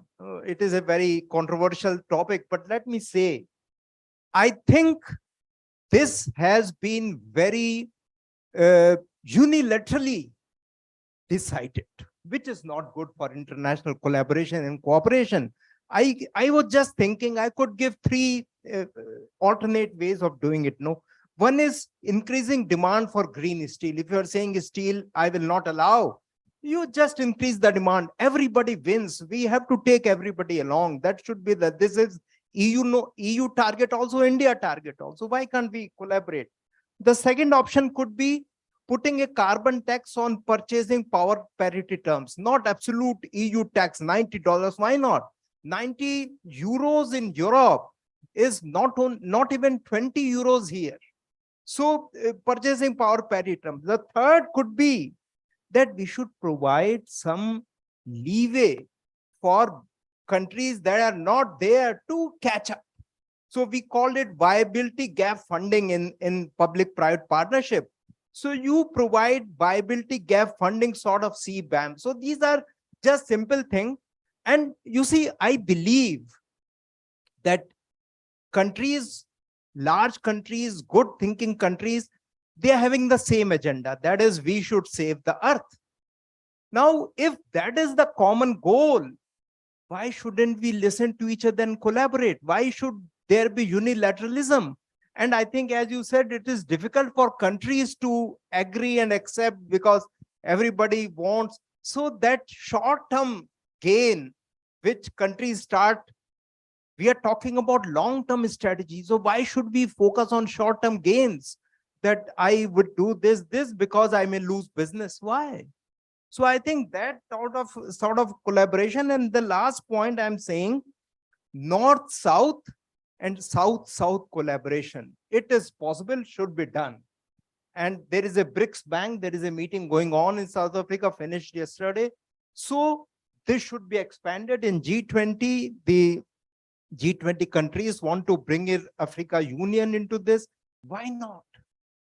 So we can learn. There are good practices in almost every country somewhere. We should pick up good practice, not try to say that, oh, this is the best and everybody should take. Why? One shoe doesn't fit all. So we have to be careful in that and try to look for something where we can find out common ground, not sort of trying to have our own ways. So collaboration is very difficult, as was told. But I think it is possible if we have a common ground on this. Thank you very much. Yeah, thank you so much, Professor Garg. I think this was Yes, yes. Please. If I can just react to that. And as a very independent person, because as you know, Switzerland is not part of the EU. However, I find the CBAM very interesting. And, you know, I mean, I understand the point for collaboration here. And you're right. And if it's possible to collaborate and to agree on a mechanism that would reward low carbon production and tax high carbon production on a global scale, then let's do that. The problem is that you need a lot of negotiation and so on. And it's, you know, that in the current circumstances, this is not possible. It's not working. So what is the solution? And I think CBAM mechanism is very interesting. Among the suggestion that you did, you see, I was thinking what would happen? What would happen probably is that in the end, well, all this, if you only put a tax on EU production, what would happen? All these companies will move abroad because there will be no taxes there. They will produce from their import. And in the end, not only you will lose all your companies, all your industries, but in the end, you will end up with the same amount of carbon emissions because carbon emission can still happen. So you're doing kind of anti-dumping, contrary of dumping, in which you are basically, you know, exporting your industries, and then everybody's losing from that. So what I find very interesting is that I think every shock is also an opportunity, and we were talking, Frank Bio was talking about it, about the Ukraine. Today, India is using that to improve its carbon market, I mean, to put a carbon market and to reward industries that are less carbon intensive or methods that are less carbon intensive and so on. I think in the end, everybody will benefit from that. And I think the EU, what is the EU is doing as well, there's a lot of collaboration also to help industries do that. We do that, for instance, in the cement sector. Talking about cooperation, Switzerland and India have been working now for 12 years, developing a carbon that is 30% less, a cement that is 30% less carbon intensive. Okay, this is a cooperation happening between Swiss universities and IIT Delhi, IIT Madras. The result today is that we have this cement that is also cheaper to produce in many cases, and I think in the end everybody, you know, gets better off from this type of cooperation. No, I don't want to start a debate, but I reserve the right to respond. No, so the response is, you see, I was reading the purpose behind introducing CBAM. So one is, of course, what you said, that we should also not create carbon leakages. That is one thing. But another point is, positive point, carbon leakage is a negative point. Positive point is that we want to make the world move towards greener products. That is the positive point. So if by putting CBAM, we are not allowing some green steel production to come in developing countries, that is a negative in itself. So we should say, okay, let us try to put green steel demand all over the world, which goes up. So even if any country from the world, if they follow certain minimum energy intensity of their steel, maybe it is whatever, 3 kg per kg or something, whatever, that if it is allowed, then the market increases, everybody will automatically shift to green steel. So it is like, I'll give a very crude example, like a boy or a child is eating a earthen mango, no? So a bad mother will just give one tight slap. What are you doing this? This is like CBAM. Good thing is the mother will give a real mango. Boy and child will never go to earthen mango. So I think the collaboration is required in this game to move together. I'm not saying that we can finalize, both of us sitting here, finalize CBAM. It is not possible. You'll also have the right to respond. But the point is that it requires a lot of collaboration, looking together, because I see underlying principle is the same: to save the world, to make it greener, to promote green product. That is the underlying concept. So we are not talking different ways, but we are talking about different tools which can be managed. Thank you. Wow, this was an excellent, exchange. And I think this is why cooperation is hard. This is a live example. I think unintended, but excellently placed. So thank you. I mean, I know that, of course, as you said, we can't solve CBAM here, but I'll tell you one interesting story. Any panel discussion I attend and CBAM comes up, the entire panel discussion just talks about CBAM. People just forget everything else somehow. I think it's really, really one of those deadlocks, and maybe we'll just probably just move on a little bit. Otherwise, we can continue longer on this. So I will now request Silke once again to come in on, we were talking about green steel. We were talking about, demand for green products. And some of the LTSs do mention a lot of these things in terms of the different sectors, technologies, and all of that. So I would just like to, call Silke back again to tell us some of those key things that, countries are looking for, are betting on, in fact, for their long-term strategy. I mean, in their long-term strategy. Yeah, so for most countries it is, and we already mentioned it several times, is renewables and hydrogens, and then also the electrification of sectors, of different economic sectors. Maybe can I hijack this question a bit? I think it's also interesting to look at the sectors that are more difficult to just electrify and use renewables. So then I'm thinking about agriculture, also international aviation and shipping. And then also, I think, lifestyle emissions. So when we look at agriculture, a handful of LTS mention how to reduce emissions from that sector. And then it's mostly about using less fertilizers. But what we really miss is considerations of how to decrease demand for particular meat and dairy. And this is something I think is really important. Because otherwise the agriculture sector will just continue to grow. And I think it's important that countries, especially because the agriculture supply chains, it's not happening in one country, it's a very international sector, consider how to address these emissions. Then the other sector that you can't electrify and use renewables for, or at least I don't see any prospects, is international aviation and shipping. We found that the United Kingdom presents some measures for these two sectors, and I know that the EU is also working on this. But most countries refer to the International Maritime Organization and the International Civil Aviation Organization to address these emissions. And we know that these organizations are failing to take the measures that are needed. And for an individual country, it's impossible to reduce emissions from, let's say, international aviation, because airlines will just fly to the neighboring country to avoid any carbon taxes or other measures. So also here I see really the need for cooperation, and also maybe even countries taking more responsibility for these emissions. I think in many cases, countries are not yet doing that. No, I think thank you, Silke, for talking about the sectors that are not mentioned but are important. And I think civil aviation, as you said, can really, I think unless there is cooperation on accounting of how are those emissions going to be accounted on whose head really, and who really kind of offsets that, because as you see, electrification is not really in the near future. I think there's a lot of problems. So thank you, Silke, for highlighting that. Maybe I'll just add on to that is the aspect of lifestyle changes. I think only actually 4 countries in our analysis put that as Silke, do you want to elaborate slightly on this? Yeah. There are a few countries that present plans to reduce lifestyle emissions and to share knowledge with their citizens on how to do this.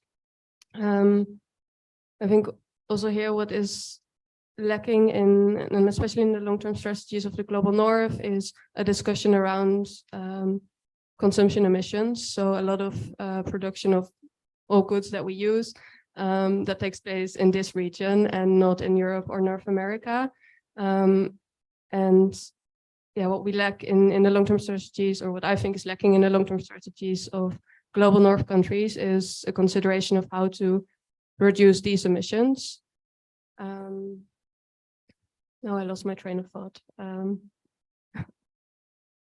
I think that, lifestyle emissions are of course important, and India has launched Mission Life last year. And I think that's not just for Indians, it's for everybody. It's a global mass movement for people to really adopt a pro-planet lifestyle And, there's a very detailed guidebook, and CW has been helping them a lot on that, on what are those interventions at an individual level, that where you don't need governments, you don't need anybody, just you and me as global citizens can do. So I think we need more of that really, and more acknowledgement of that in the LTSs, in the next round of LTSs, really. I will now move back to Dr. Jonathan on, of course, Switzerland is not part of the G20, but it's placed right in the middle of EU.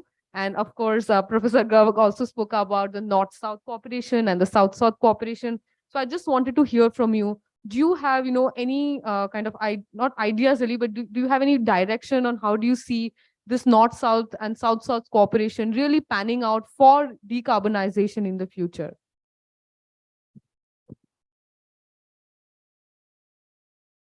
Thank you very much. Yeah, I think what we're seeing is, less and less North and South, and I think cooperation is coming from every direction, and it's a lot of co-construction of knowledge, co-construction of experience, and we're aiming towards more and more of this, and that's very encouraging. If we take, for instance, digitalization, that's a favorite topic here for some reason, is that everybody's learning from what India has done. We are amazed of how things can work and so on, and we are learning from India. So, in many, I'm talking now from a country that sends rockets to the moon, yes, geographically we're in the south, but what does it mean, these days? So I think it's more and more this kind of diffused, we have to look beyond boundaries, beyond countries, beyond older classification that date back from, 92 and before. There's no more Annex A and Annex B, or North or South, or developing, or, I always say, in terms of sustainability, decarbonization, we are developing in a way. So we all have to learn from each other and cooperate with each other, take the knowledge where it is. When we can cooperate, cooperate. When we can't cooperate, move alone. And I'm not talking about CBAM only. If you want to move fast, and then others will follow. And that's the approach that we have to do.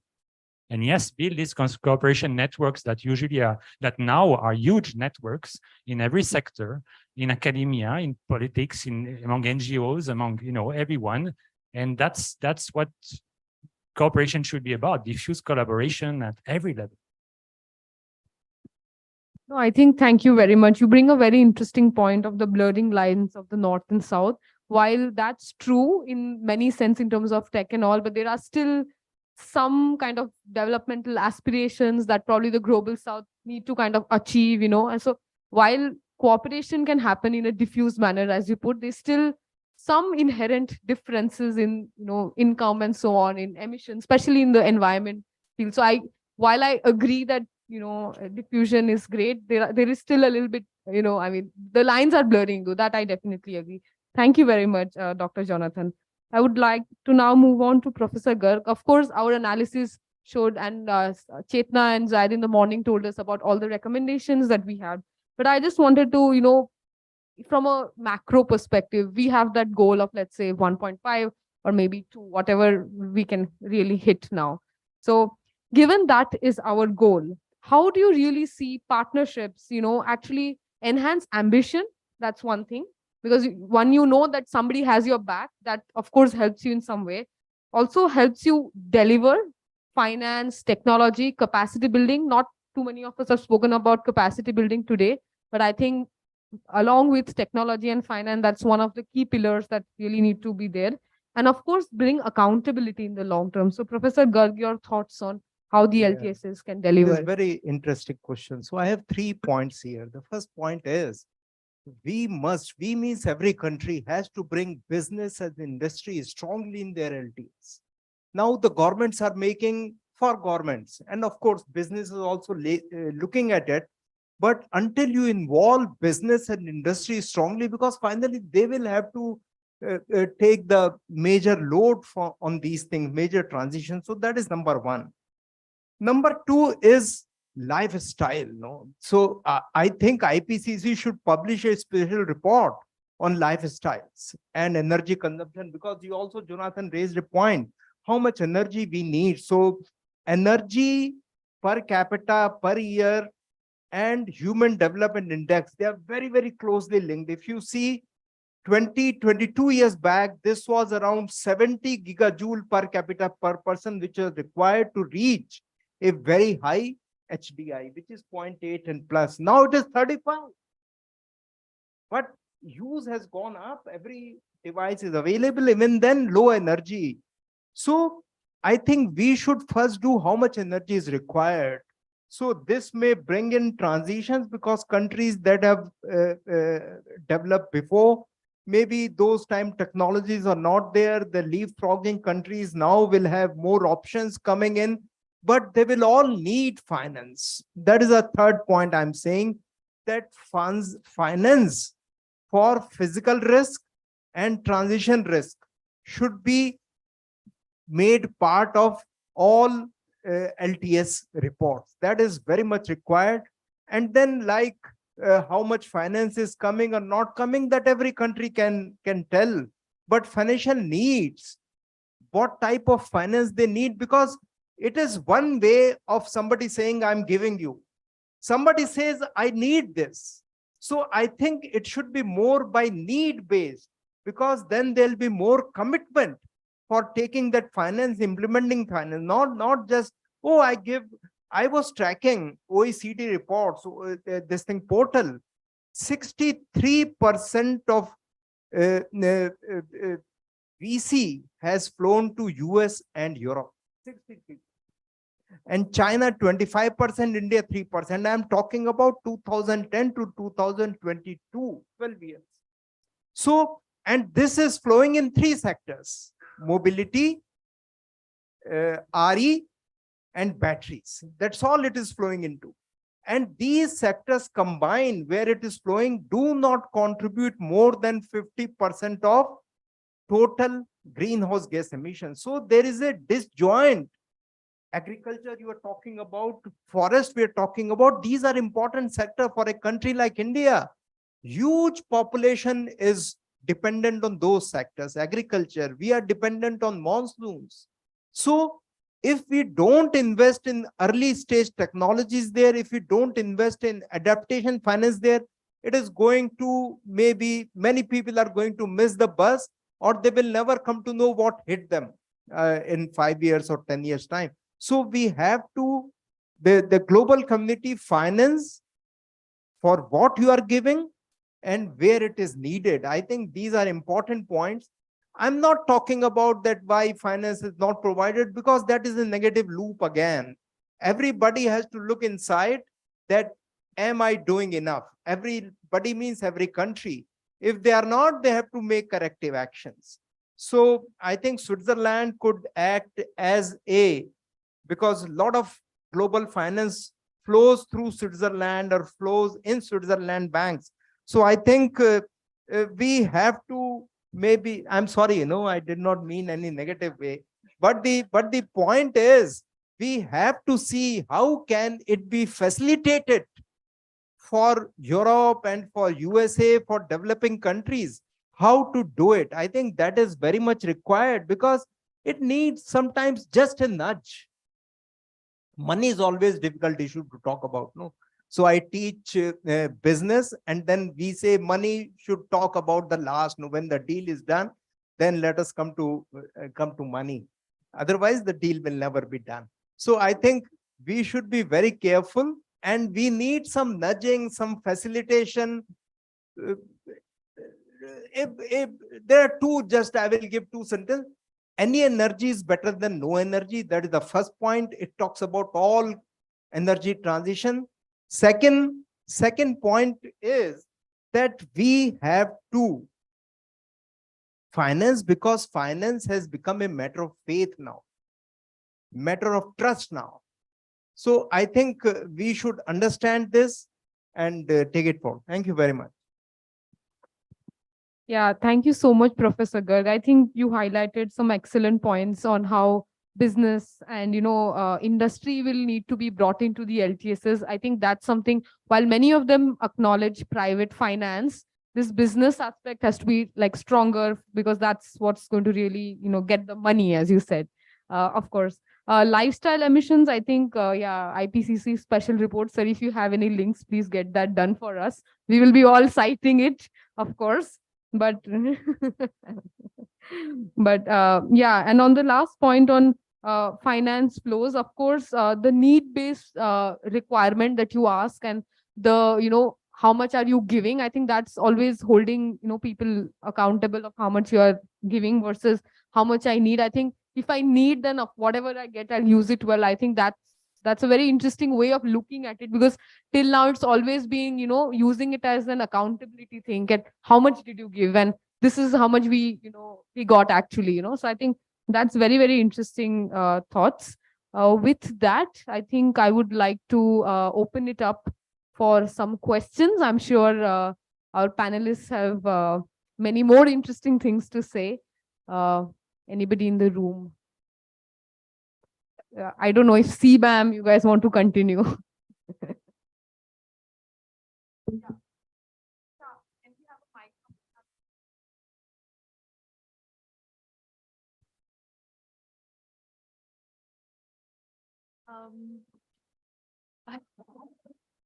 Thank you for a very interesting discussion. My question is again related to CBAM, and I'm sorry for bringing this up again. But of course, introduction of CBAM is leading to different countries coming up with their carbon markets and decarbonization goals, and that is excellent. But it somehow it does violate CBDR principles, and that is something that needs to be discussed. And because it was suggested that finance and technology will flow from global south to global north, from global north to global south. But because of CBAM, at least finance will be flowing from global south to global north. And plus, we need more assistance in terms of technology that should come from global north to global south. And there is no talk about that with CBAM. So, CBAM should be accompanied with some sort of policies that talk about how do we ensure technology flow, how do we ensure that we are not violating CBDR principles. So this is my question. Any thoughts? Any thoughts? Anybody would like to respond?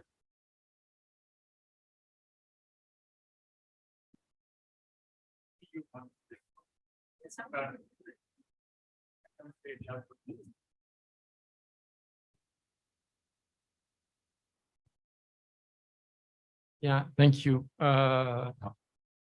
I'm not a specialist on energy. I'm not a specialist on CBAM, but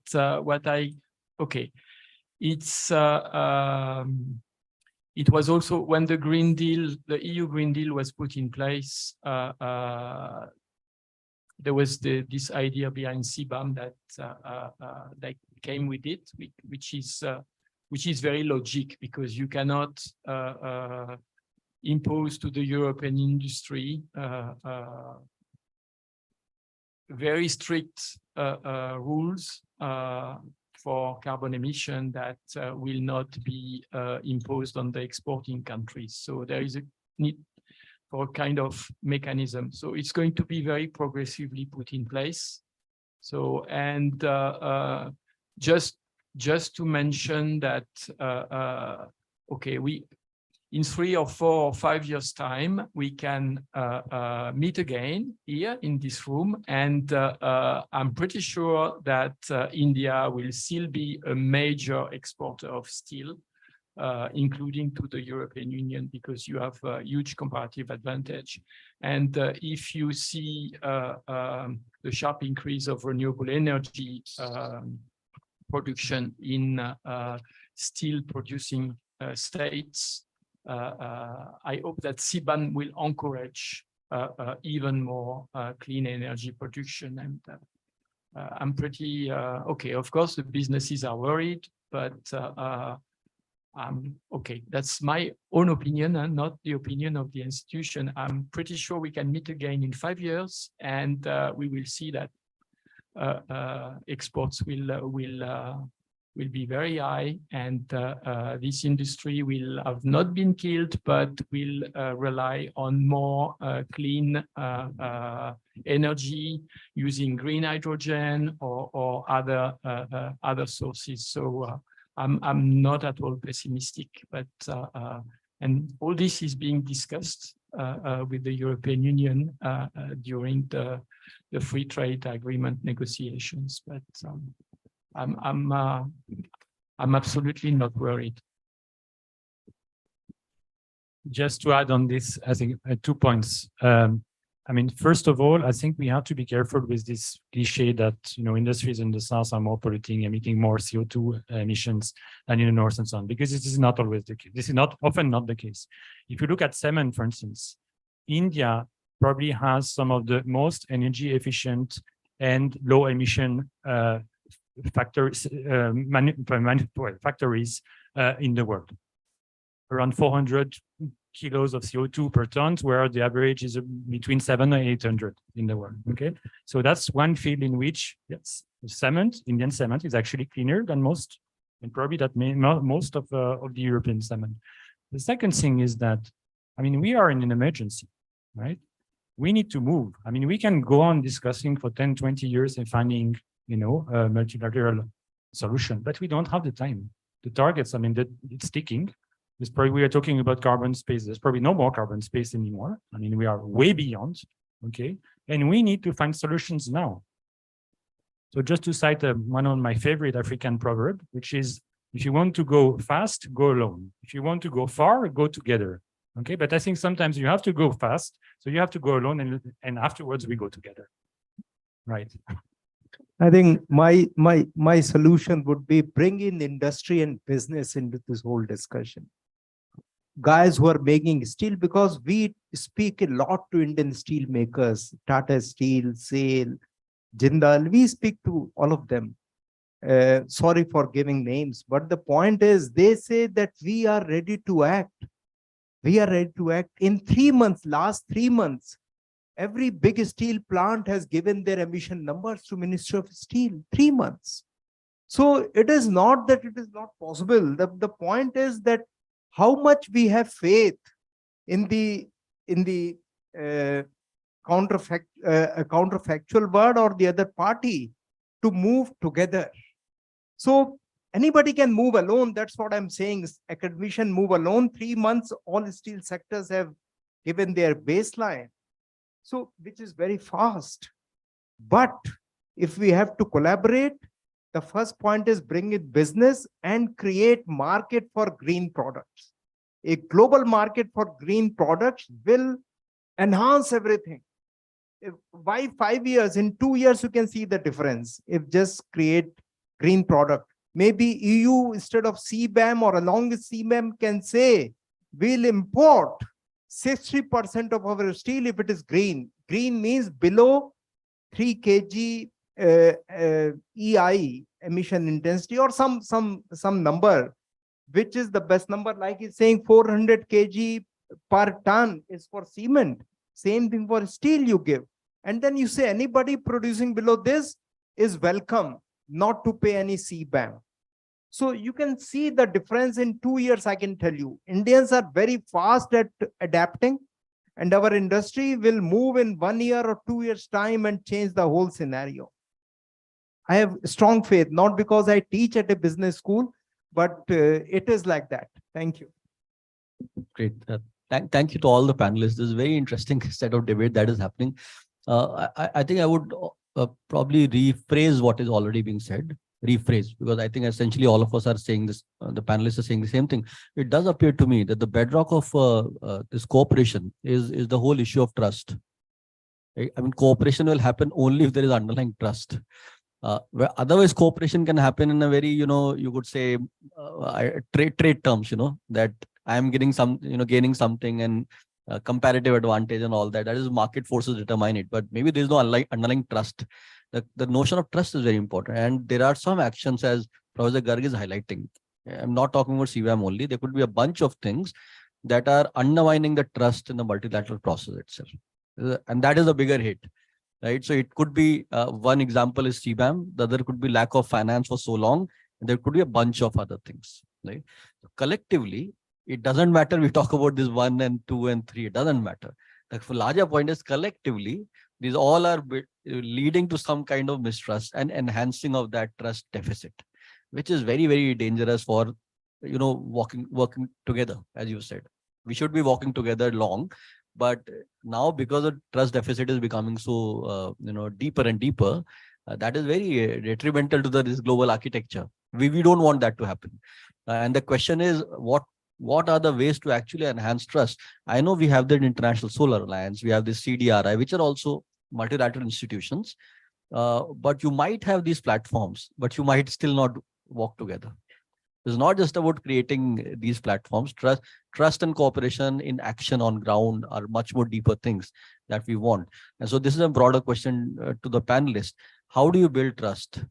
One is, of course, being said by not taking unilateral action. That is sort of a negative list. You don't do this. You have a five things. You don't do any of this. Extremely important for building trust. But are there some as kind of list in that positive list also going beyond the market for formulation kind of strategies? Yes, please. Yeah. So there is something called sustainable taxonomy.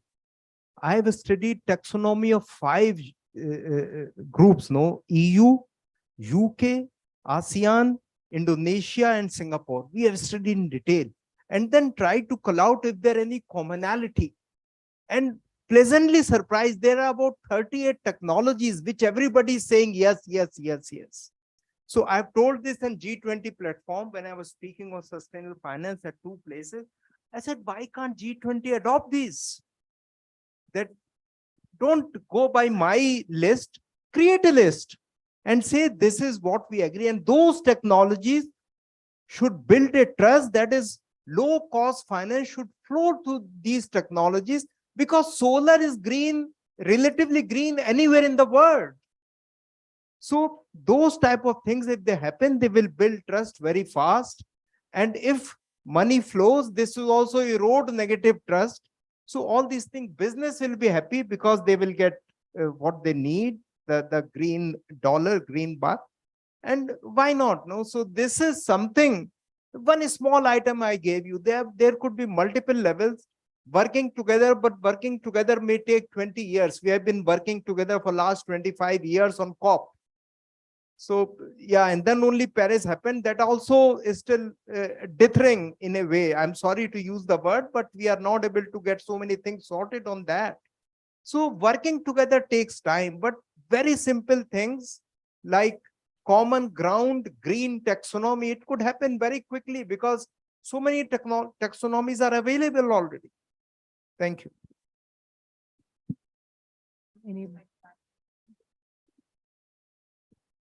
Firstly, on the trust bit, I think I work for the EU with Frank. And one thing I think I would like to say is the, transparency and traceability. That is, one thing that the EU has been promoting. And we do it also for supply chains. I'm talking of the civil society. I manage a project which is working with home workers, to help them trace what their rights are and are they being paid well or not. But if I compare it to this scenario, it's also relevant here that it's important for partner countries to be transparent and work together. You need to have a common understanding, common grounds. What are we aiming for? And once we have that, I think then things work well. On the taxonomy, the EU has been supporting this international platform for sustainable finance.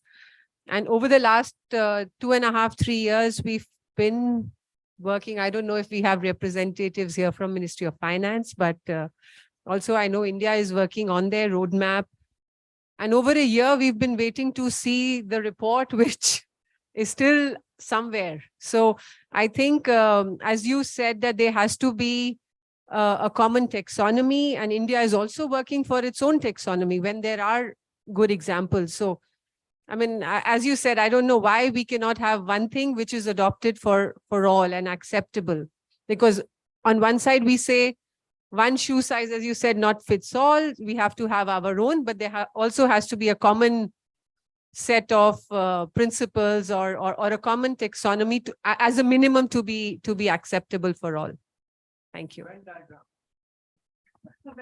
Yes, yes. Do we have any other questions from the room? Online, we don't have anything as of now. Anybody else? Okay, if none, then we will probably move on to the next segment. Before that, I would like to really thank the panelists today for all their interesting interventions, and let's trust each other and move forward. Thank you. I will.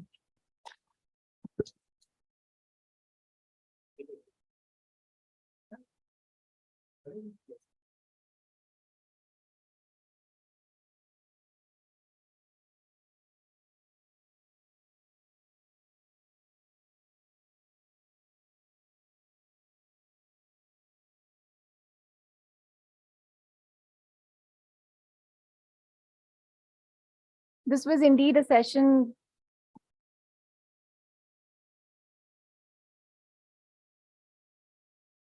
Thank you all. This was indeed a session brimming with vibrant energy. May I now request Dr. Weber for his concluding remarks. Well, we can't really conclude a discussion like that. I would rather conclude by thanking, many people who have been involved in this discussion. Of course, very vibrant, as Nikita also said. And thank you, the panelists, for bringing some energy. It's always a pleasure to listen to Professor Garg.